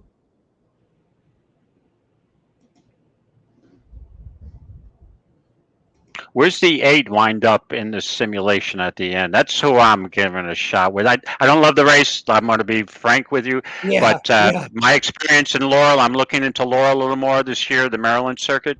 And these maiden 12-5 claimers, the bottom of the barrel, normally are pretty formful, pretty chalky. You usually have your first, second, third choices winning based on my limited experience there. So usually they're pretty chalky results. But with that being said, I have some history with Coronation Time, so I'm just giving him another shot. I don't know if he wants to go this far. And again, we'll see. So I would use the favorite with the 8. Selassie. 4-1-8. That's what I did. 2-1 Selassie. Okay. I'm taking the Good luck. The 1 and 4 on top, Chris, over General JR. probably the 1, 2, 4. But I can't get the trying quick enough. I don't like that as an Coronation exacta. Time. So I would pass. I do the 1 you're getting a much better price on. For sure. 1's definitely value. It We're floated gonna know up real big quick. time. Coronation Oop, the 8. Time. So let's settle. 8's a little jumpy there. So is the 1. There we go. Get the lead. They're off. Yeah, Nope, the 1. Return fire from the rail, right to the front. easy lead too. Rudy, Mhm. and Cavendish away running in third. Selassie, Common Prosperity saving ground on that first turn run. As Selassie's now dropped some 6 lengths off that pace. And back to Coronation Time and trailing the field, General JR. They move This is past where the if you 7 have the to 1, now, you're like and super it is excited. return Everything's fire good. the 1 to catch. Return But fire you've with got that like a speed minute from to Cavendish, fade. a length and a quarter, about the same margin. Rudy is third, another 2. Common Prosperity, 4. Coronation Time, and Selassie gets a tap to go on, but drops about 11 or 12 lengths off that pace now, and General JR trailing the field. Heading to the 5-ace pole, and return fire out there, but Cavendish trying to closer and tugging along Not the going outside too now. fast. The pace heats up, heading into the far turn run as Common Prosperity's Let's off see the if the inside. 1 At the has any inside is kick. Rudy. Coronation Time racing. Well, fast I into the mean, they far might turn run the field off their Selassie feet, getting to be reminders honest. to go I on, mean, but The not 4 picking up yet. jockey was looking And General around. JR trailing the field. Far turn I run, mean, I return would love to fire, see it Cavendish just there on the finish outside. 4-1, They get 1-4, clear by but some 7 lengths. Common Prosperity, Rudy, Yeah, I like to get the 8 Coronation up in Time. third. General Yeah, JR. we may have a shot Selassie's here. I don't know. dropped out. The 8 might 2.5 get off furlongs slow and is left to rushing up go. a bit, so Cavendish I'm trying to not get sure by this horse return has anything fire. left. Cavendish I don't now think the ahead horse in has front anything at the left. quarter pole as they I don't turn think the in. 1's going to Common completely. Prosperity driven on the outside into third. Rudy, the Ness Coronation has Time, the 2 General horse. That was JR. that other Looking for horse. some late So run we'll see. in between horses, actually staying down to the inside for that last Not furlong. But the my Cavendish favorite. 7, comes away the with the 7, lead. the price going to Cavendish get by second. 4. Rudy hanging 17 second to there. And 25 General to JR 1. down to the inside as Over Wow, close to 20 to that's home. 1. Cavendish. Right. higher over Rudy, top. right? Yep. Cavendish That horse is clear. Cavendish never likes to win. clear. Oh, so it doesn't even like to finish second. General I JR, was just going to say then Rudy never Common likes to win. Prosperity. Now it doesn't like to finish second either. That horse had a clear second, and gave it up. Like, I don't want it. Somebody take it from me. I don't want to win these. I want to be a career maiden. Still, I mean, you go chalk over the big prices. Yep. You okay. Like I said, they seem pretty formful, and sometimes, I'm a value guy, but I try to get the 8 in there somewhere with the 4. But yeah, sometimes you just have to bite the chalk and go with it. But again, normally a race that I pass, you're figuring, the favorite's going to win. So, All right, Justin. 3 minutes to Santa Anita. We'll kill Justin. some time here. Sure. Going through a few races. I think Justin may be frozen. Oh. Nope, No, I should be okay. I know. Oh, okay. It's my. Let me share, Chris. I think. There you go. Oh, where'd David go? I'm back. There you go. No. He's back. I said I'd make a camera. Why does he keep dropping? I don't know. I'll. We're gonna go to Santa Anita. I'll let you figure that out. Okay, David's back. All right. I'm back. Said I'd make a cameo, but I didn't want it to be that short. So you guys cut me off already. They cut me over the bar sometimes, but that's justifiable. Usually. All right, Justin, what do you got here? I mean, we have 20,000 maiden claims, so we're staying at the maiden claiming level with a bunch of non-winners again. So similar type of company, but over at Santa Anita on the dirt, going 2 turns, 8 furlongs, 20,000. Warren Showgirl, morning line favorite, not taking money, but to be expected per the EquinEdge morning line. So the 2, Classy, gets the lead, not currently taking any money from the public, but, the 3 is up there as well. Beautiful Janet, it looks like. At the second call, you have the 2, 3, and the 6. 1, 5, 4, 7, all are lower. The 1 is the favorite currently. Lady Cruiser, in my opinion, so is this horse going to be trying to rate stock off the pace, and can she do it? We'll find out. So the 2 and 3, 6 just still look to have the lead at the stretch. The 1 is coming, and at the finish, the 1 never really gets there, and the 6 ends up sitting off the speed, Warren's Showgirl, over the 2 and 3, Chris. So, the 2 and 3 are 0 for 6, 0 for 8. The 2 and 3 are coming and dropping. The 7 is also dropping, it looks like. So, and then the 6, 0 for 7, but been facing this company, Chris, and nearly won last out off the pace, going 6, now goes 2 turns. I think the 6, the top pick, probably fits here, I would say. The 2 and 3, the 2 off the claim for, I believe Paul is kind of used to train horses with him, but 0 for 11 first off the claim. 21% first race back, though. So I'm going to take a small play on the 6, the 2. Let me get the right screen coming up. Get ready to go. How much they're loading. Maybe we can go to Aqueduct after. I know we have 6 minutes still there, but okay. I think the 1, being lightly raced, yeah, she can improve here, but that was only a 42 first out, so it's not like she's anything special. David, in my opinion, this is another race that it's like not enjoyable, but right. Same lower level maiden claimer. And again, I'll repeat the same thing that I concluded at Laurel. Usually I find these lower level races at Santa Anita are also formful. So even though I don't have an opinion here, it wouldn't be surprising to see a 1, 3, 4, 1, 3, 7. Yeah, we'll see. You very rarely get long shots in these races. And for me, we'll probably get the longest shot on the board, but we'll see. It's just a simple small win bet action play on the 2, right? Right. This would be an action play for me rather than a investment play. So exactly. You're sitting around having popcorn.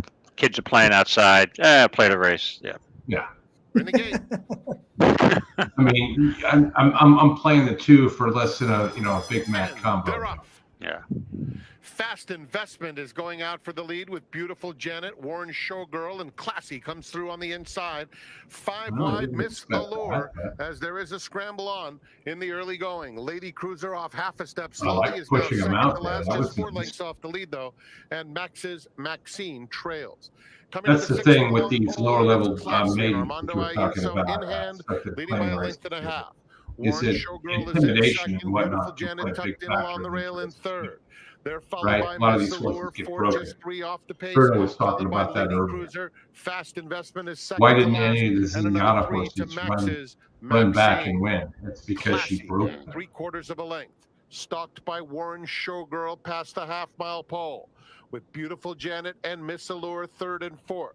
Lady Cruiser is fifth, 4.5 lengths off the lead. Another 3 back to Fast Investment. Chris, I'll be right back. Maxine. All right, They're coming to the 3/8 pole. Classy and Warren Showgirl just ahead away second. A length and a half. Beautiful Janet, Miss Allure still together. Lady Cruiser fifth, about 5 off them now. Another 4 to Max's Maxine and Fast Investment. Warren Showgirl takes the lead. Beautiful Janet moves to engage on the outside. At the rail, Classy is fully extended, has lost a bit of ground, fighting on. And another 4 to the rest.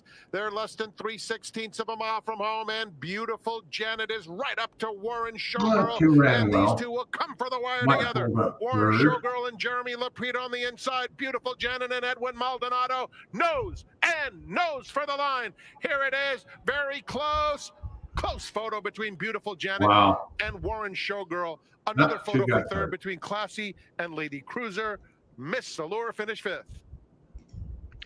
All right. Okay. I just wanted to respond. I can't, for some reason, I can't get into the chat here. So I'm responding to Tony. Tony, I'm alive in the I know this sounds contrary to my normal horse playing style, but I'm alive in a double to the 3, my life story, 6 to 5. I think this horse comes from Gulfstream off a decent race, a decent second, and I had the winner of that last that race. That was, that was on Pegasus Day, where I mentioned to Scotty, if I was into Pegasus, I'd go in all in on the horse that won that race. So Life Story ran a good race that day. That was a pretty decent race. So my only concern with my Life Story is we got a Wesley Ward in this race at 14 to 1. So I might just back it up in the last minute here with a small. Anytime you can get Wesley Ward on the turf at 16 to 1, I don't care how the horse looks on paper. So I'm alive with the 3 in a double, and I'm probably just going to throw the 2 into something real quickly. Justin, I'm having an EE problem. Can you go do the last at Aqueduct, race 9?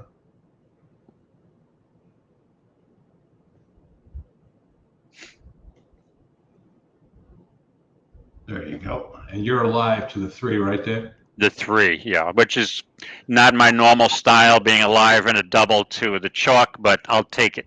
Because once you're in on the first, I'll do doubles with relatively, lower priced horses, because I got an $8 horse on top in the first one, but I'm never going to take 2 6 to 5 shots and take a double.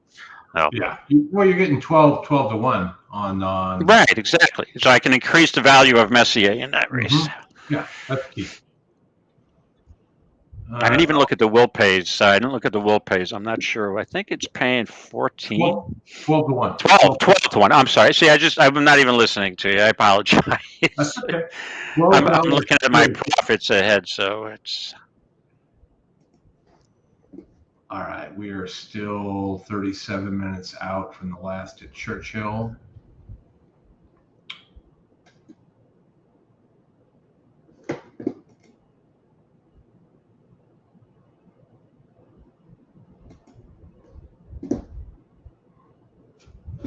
Let's pull up the Aqueduct race. Now, can we show the race at Aqueduct or no?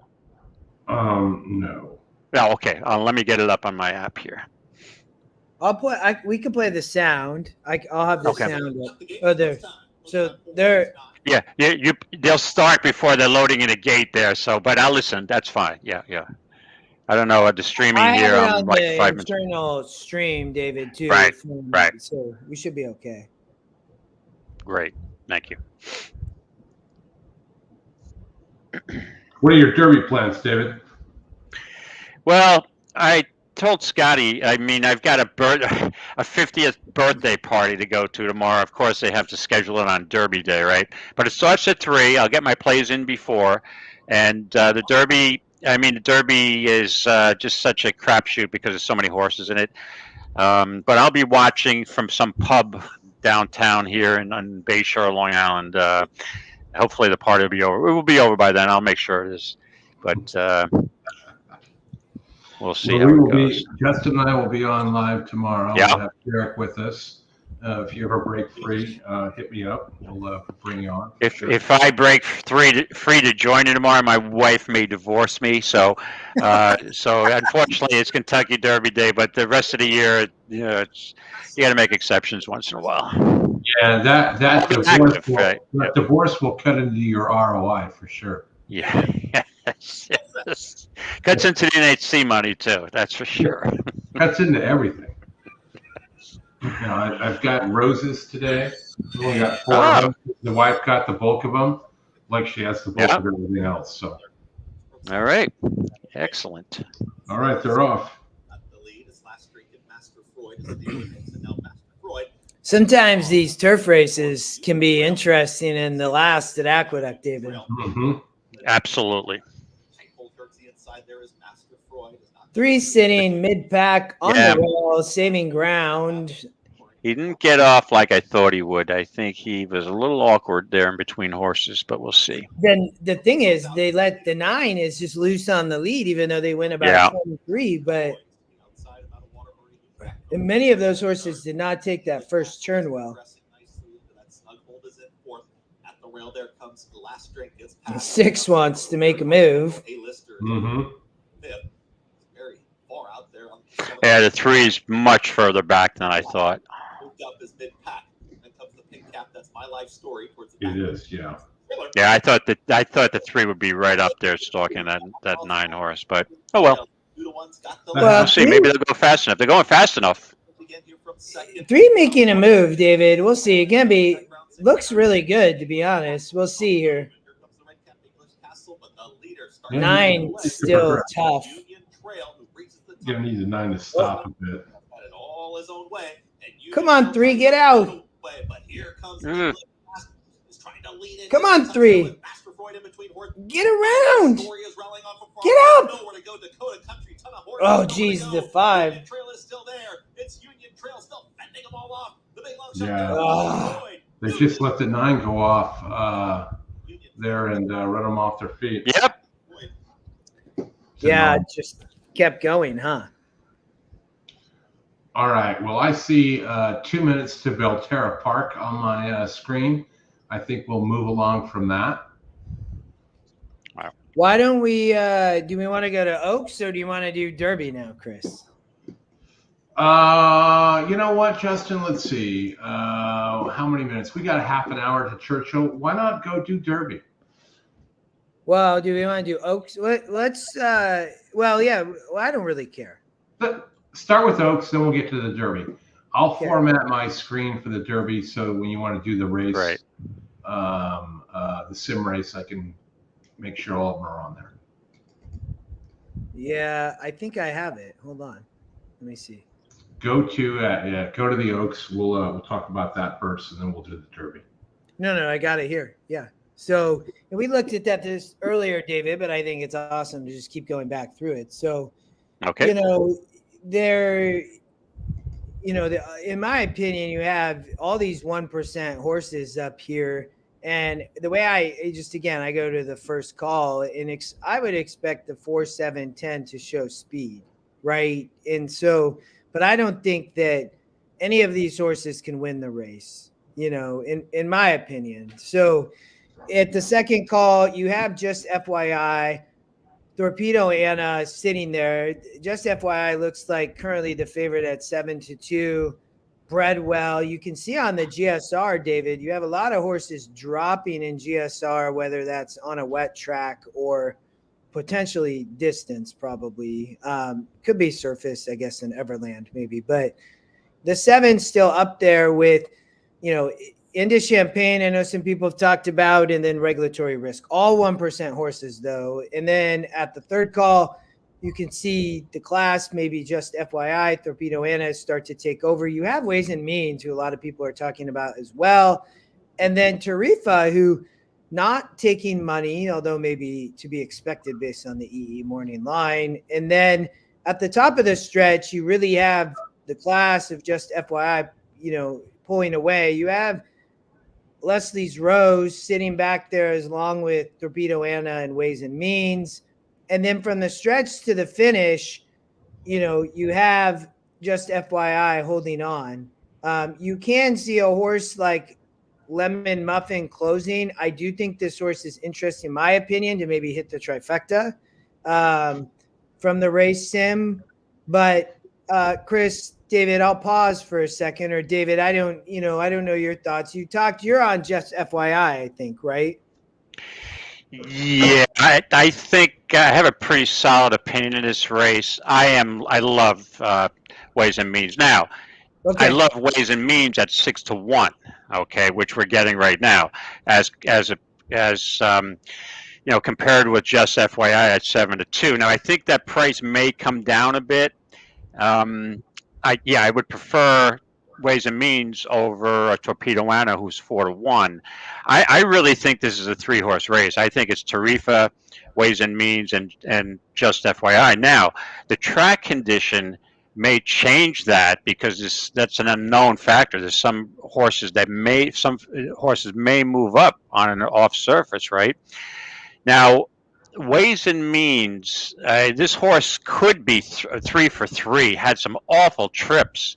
And you look at the money that this horse took in her first 3 starts. This horse was really, really well regarded, right? Was injured after that last race before it was Schuylerville, correct?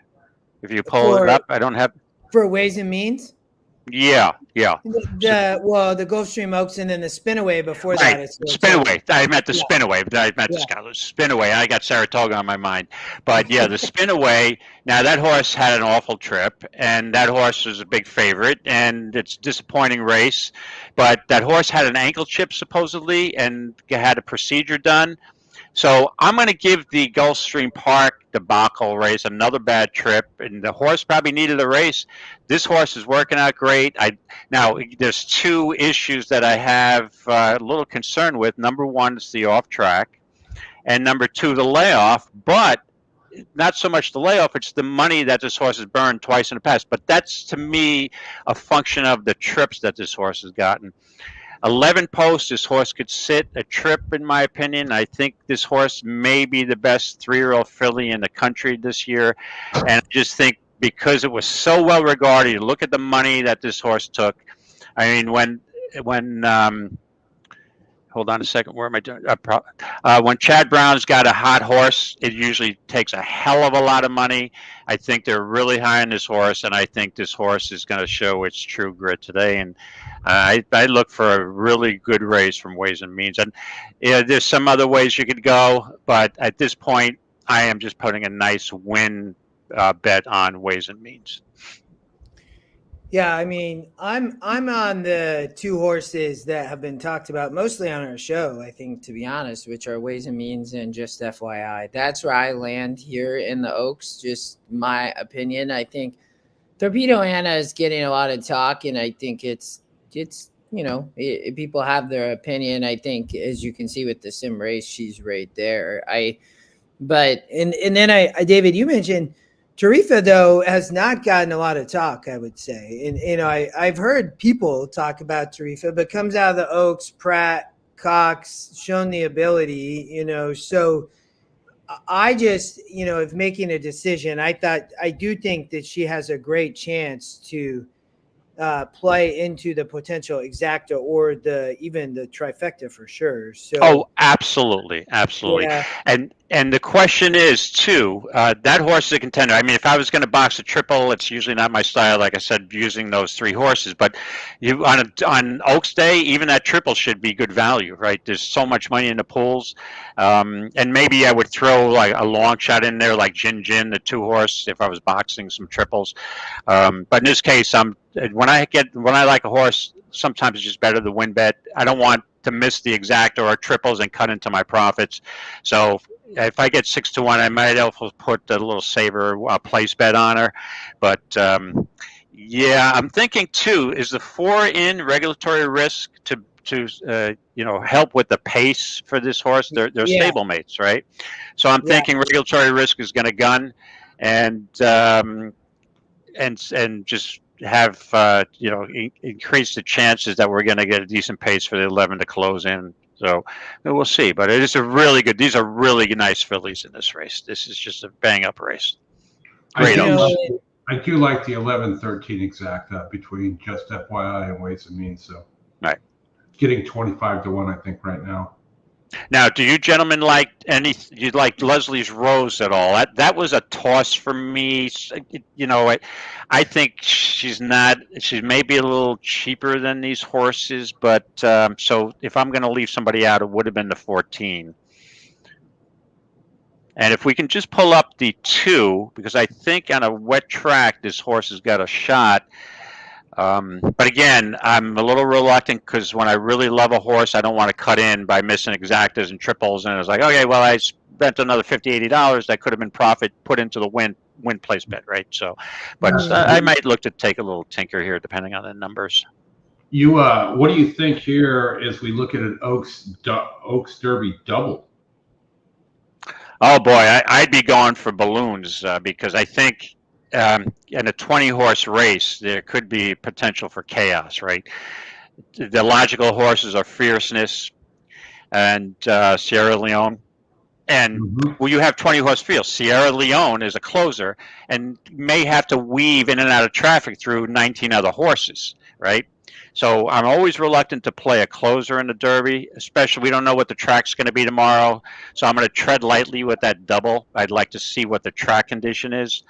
But there's a couple of long shots in there. I think Just a Touch is live, not moderate place horse. But the horse I'm going to use, Chris, and I know people think I'm crazy. Now here comes the value, or people call it either value or insanity. And sometimes the insanity works best when you get the lucky, perfect trip and you seem like a genius because you got a lucky trip, right? But Society Man is being totally overlooked. I hear the laughter there. You're mocking me already, Justin? No, David, because I need to keep going. I'm not mocking you at all. Not mocking you at all. Trust me. Justin, I got it. Okay, good. Chris is going to show the race, David. So this is plastic, but keep going and talk about Society Man. Yeah, Society Man now runs pretty well on a wet track, right? This horse ran a decent, I'm not going to even say a decent second. This horse ran a real good second to Resilience, who I absolutely loved that day. And Society Man, I'm a New York guy, so I've heard rumors through the grapevine that Gargan's people were really high on this horse that was coming, Society Man. I'm like, okay, keep a watch, but kind of maybe a late bloomer, need a couple races. So that's the word that I got. So I'm looking, when I look for a long shot in the Derby, I'm looking for a horse who's got possible upside, who is being totally overlooked. And this horse fits the bill. I mean, you can say, how do you overlook a horse who finished second in the Wood? I thought that horse was going to win that race. And it still seemed like it could go further. So I just think this horse is a sneaky sleeper type horse. You pick up Frankie Dettori. I mean, could we have done any worse? I bet better than that. Now, I know it's illogical. It's probably the horse if the horse run a decent 5th or 6th, that's going to set that horse up for probably the Belmont. I think maybe Society Man may be more of a Belmont horse, but I think this horse could run a quality race here, especially if you get it off track. So that's the one I'm looking to get in. And again, I'll look tomorrow again.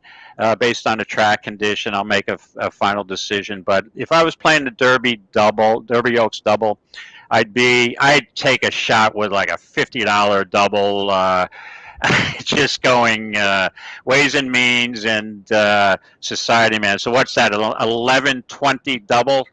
How often do you see that ticket? 11 on top, 11 with the 20. So yeah, I think I would do that. Probably also with Just a Touch. I don't really want Fierceness or Sierra Leone, but when I wager tomorrow, I most likely will have those horses on top of Society Man and a couple of other long shots, maybe Just a Touch in there. So I'll tinker around a bit with that. Sounds good.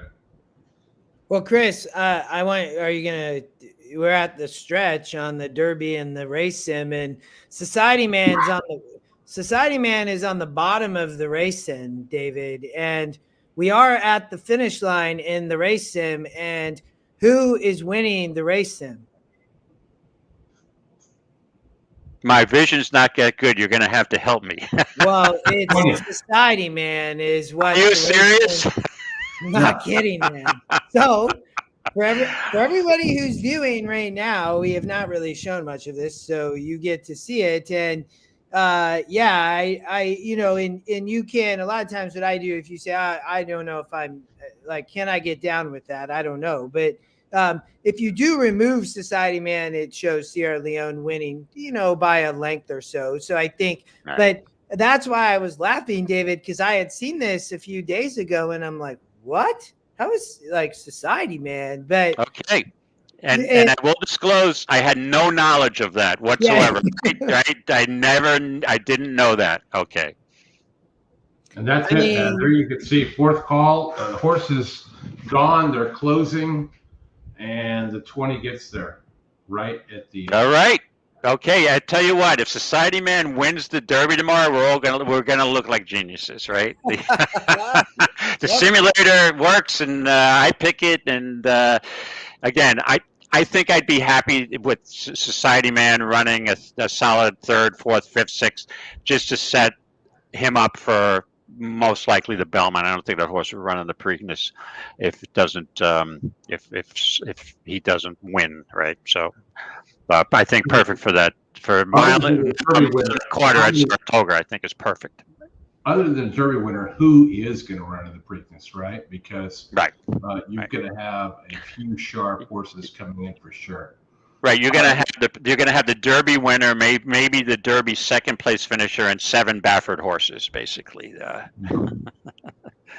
right, Justin, I tossed it back over to you as we look at Churchill here coming up. Do we have anything coming up here soon? We do have one more race at Laurel going off here. I'll pull that one up.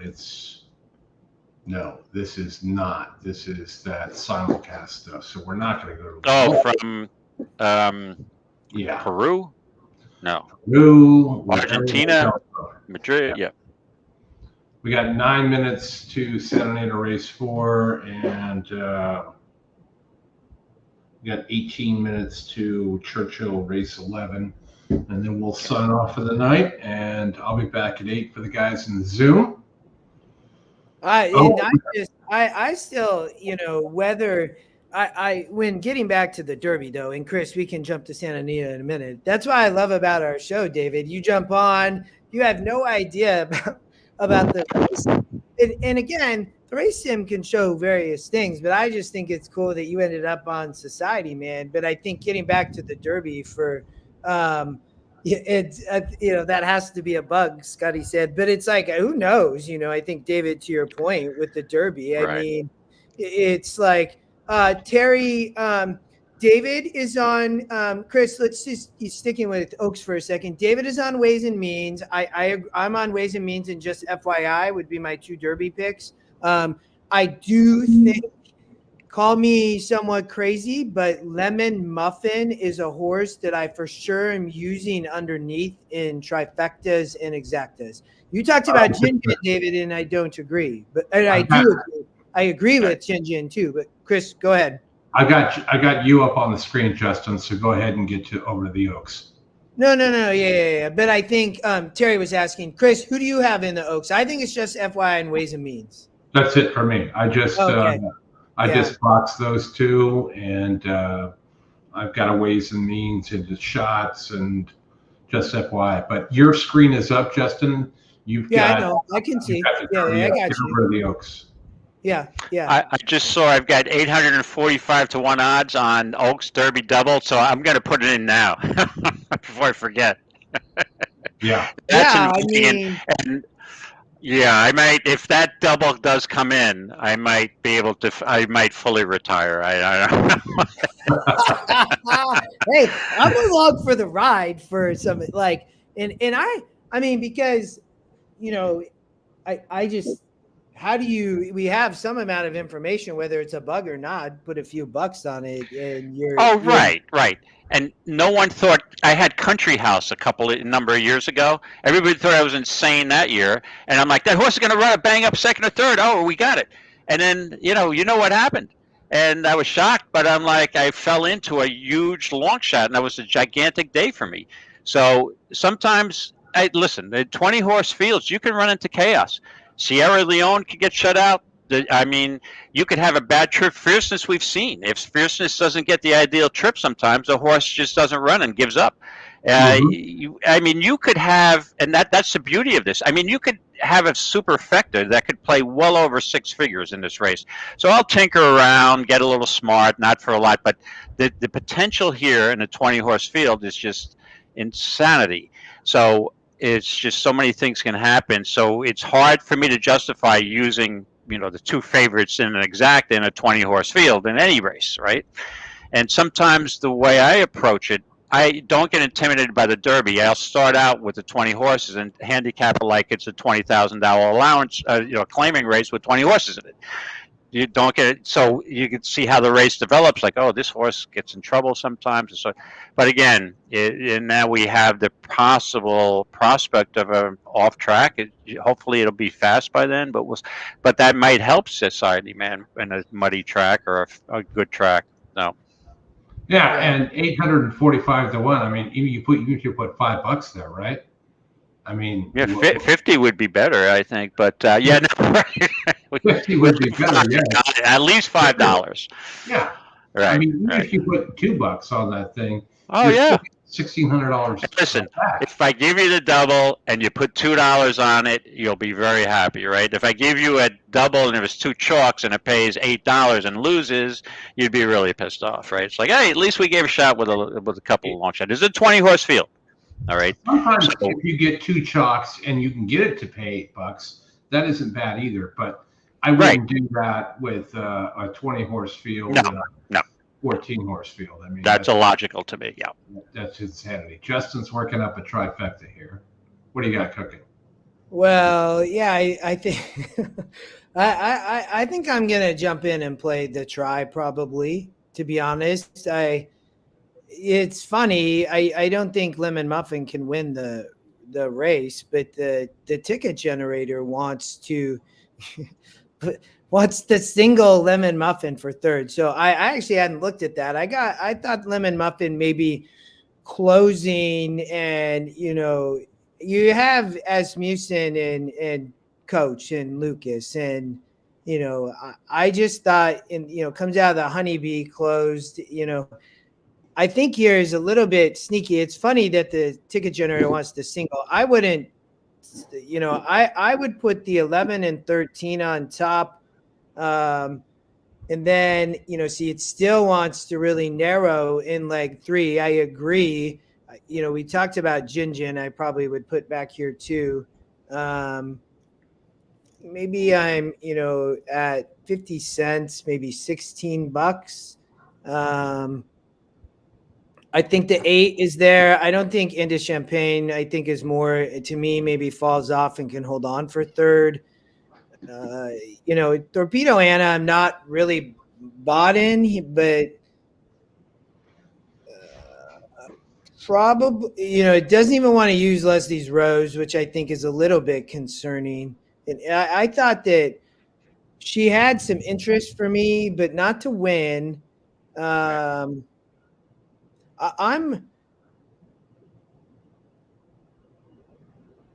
the 12. Who's the 12? I'm not really a fan of the 12. Power squeeze. Yeah, I mean, maybe I think that Into Champagne maybe holds on. I'd probably play. Maybe we'll even put just FYI. Well, we got to play the 11 here.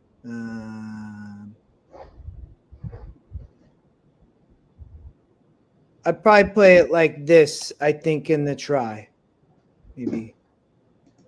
No, not quite. Hold on. 21, maybe? No. I don't want the 5. I don't want the 4. 2, 6, 8, 11, 13, 14. I think I would play it like that, maybe for $17, but how I'd play the try here. And I just wanted Justin to add about Lemon. Now, do we have, before I get into that, do we have an official track condition there?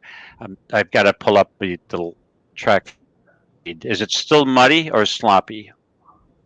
Do we have an official track condition? Here, I have it here, David. Hold on. Okay. It's Let me see if I can. sloppy, it says. Okay, so I'll add, I've seen Lucas win so many races with long shots or run second or third with these long shots on sloppy tracks. So maybe he's got some kind of special deal with horses who like slop. But yeah, I think my keys, I'd throw the 2 and the 6 in there somehow. So I agree with that. And it's just for S's and grins. With you like the 6, I used the 620 double also. So that's going to be balloons, dude. I'm with you on that.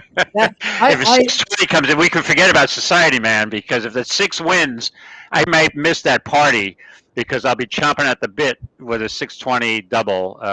So I'll have to sneak out of that party tomorrow. All right, we're going to go out to Santa Anita. I do like the 4 here at 6-1. It is the Scotty second pick, and the race sim shows it right there at the end behind the 7. So we'll take a look at this one, and then we'll get back to Low Churchill. Expectations and 2-lane Tryst.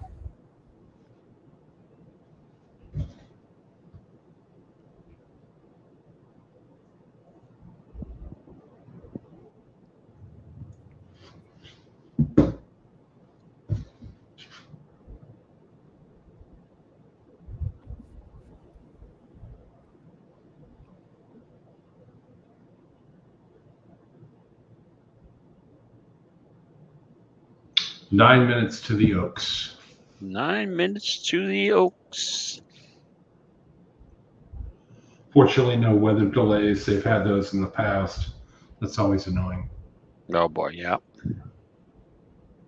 And you think 30 years ago, 40 years ago, they never had a weather delay. We're running the race. Yeah, unless you had lightning, but yeah, now if you have a torrential rain thing going on, they delay them in the paddock. Mm-hmm.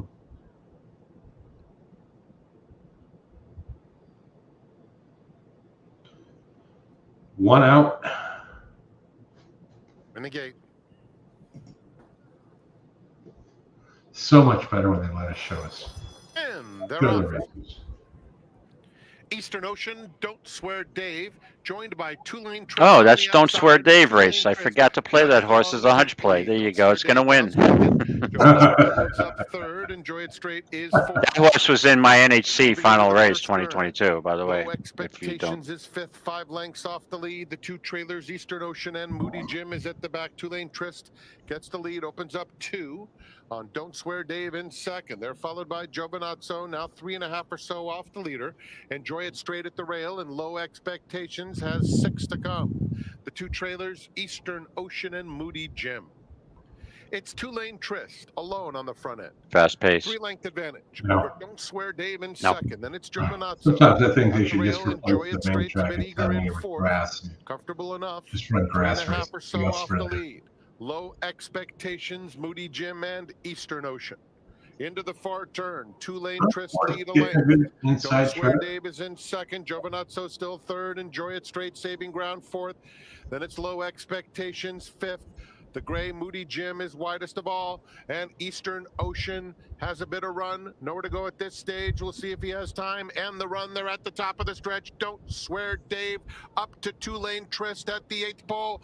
Giovinazzo. Who's coming up the inside? Eastern Ocean, he's starting to come fast along the inside. A 16th to go, and even Moody No Jim is risk joining the before. party late. Giovinazzo has his head in front. Moody Jim, Eastern Ocean along the inside. Eastern Ocean, Moody Jim. Here's the line. Wow. Eastern Ocean and Moody Whoa. Jim.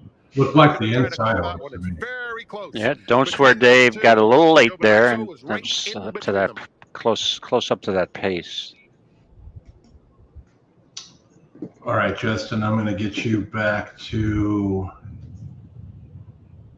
Churchill, race 11. Talk through Got your try. 7 minutes. Okay. Yeah, Karina asked about the 3. I'm not a huge fan of Where's My Ring. Not for me. I mean, taking money I can see, but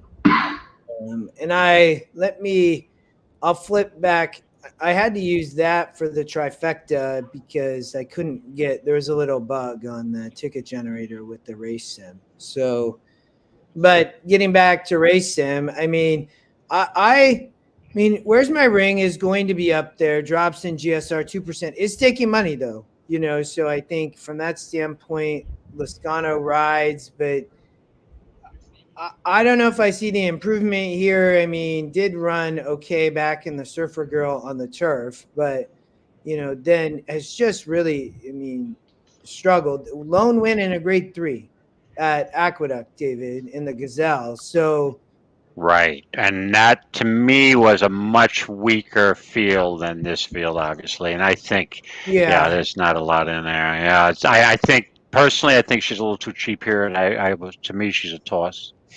Yeah, I was the same, but I mean, Karina, you might have a case for her. I mean, that's why it's horse racing. Well, but so if your 1121 double is currently paying 1120. Yeah, 1120 is currently paying. Oh, it just refreshed on me. 1120.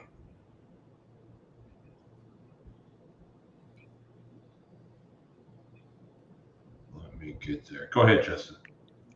No, I just flipping over to the video. It looks like they're about 4 minutes out. The 13, just FYI, the favorite at 3-1. David, you're still getting 6-1 on the 11 ways and means. So, and everybody, I love that everybody hung out with us. We'll be back tomorrow too. Just so everybody knows, 12:30 Eastern, so right after 9:30 my time Pacific. I will not be on the whole show, but I know we'll cover a lot. The weather doesn't look great now, but I think it's supposed to get better. So the Oaks Derby double pool, $3 million currently. $3 million, David. That's nice. That's where you scoop up a lot of that with a 620, or that double, either the 620 or the 1120 is going to scoop up a lot of that. Yeah, 1120 for $2 is paying 1,700. Yeah. What? Just out of curiosity, what's the 620? I got to look at my. Can you pull that up because I don't have that? The 620, I'll tell you. The 620 is paying. Pools and info, Probable 620, 2,700. That'll work. Yeah. That'll work. I think that'll be one of my big right. But again, that's just like a throwaway bet. But I do think the 6 has got a chance to run okay here. But yeah, my key is the 1120. Yeah, that's why I think you can, even if you want to slim down the trifecta, to jump back there. I mean, if you want to slim it down less, I'm keen. I would key the 6 underneath. The ticket generator wanted to single the 6 and 3rd, but I think, David, in Oaks race, that I think there is a lot of people leaning towards just FYI late here, and then ways and means too. Nobody's talked about a horse, and I have not heard a lot about Lemon. So I think, to your point of coach and the slop, and I would not surprise me here to see this horse close and hit the board.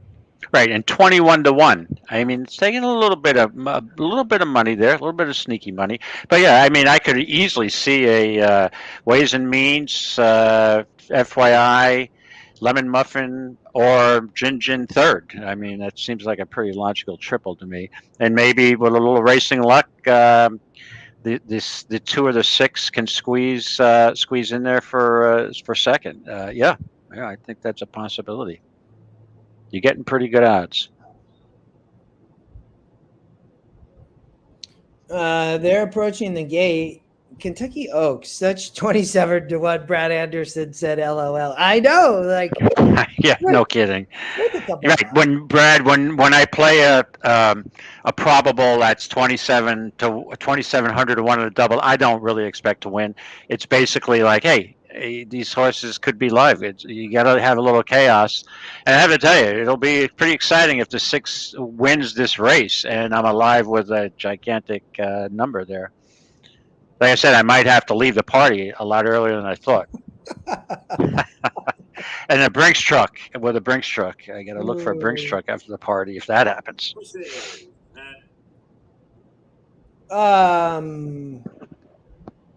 They're loading, it looks like. All right, Brad, good point. As you said, it is the Derby. We've got 20 horses. And it's a cavalry charge, sometimes turning for home. And the trip could get you up a nice price. All right, good luck, everybody. Yes, good luck. You like the 9, Alan? Good luck with the 9. All right, David. If you hit this double, you're going to have to come on tomorrow. You have to risk divorce. I will find a way. If I'm alive in a double, I will find a way to come on before the Derby. There you go. All right. Okay. It might be a bar crowd behind me and maybe a little loud, but I'll be shouting. Okay. I promise. If I'm alive in a double, I will remain sober at this party. I don't drink much, and yeah. And of course, I have to stay sober on Derby Day. I might have a few adult beverages if I do hit the double, though. I can't. Of course.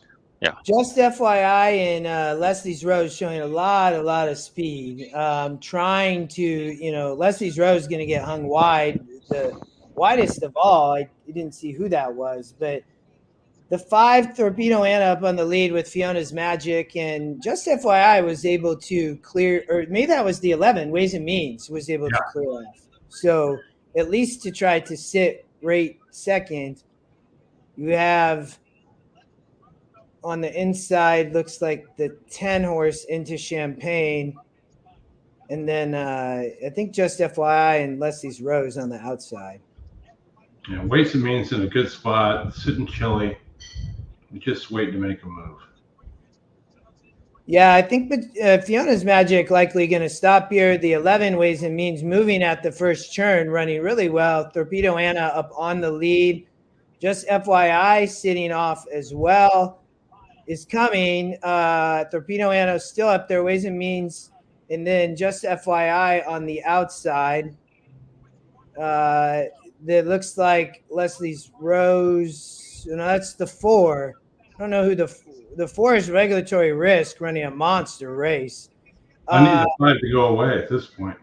Yeah, Torpedo Anna up on the lead still. My trifecta not going to be good. Looks like Torpedo Anna going to win the Oaks. Does look that way. Well, she got a lot of talk leading up the last couple of days, and so on the lead though, right? I mean, just yeah.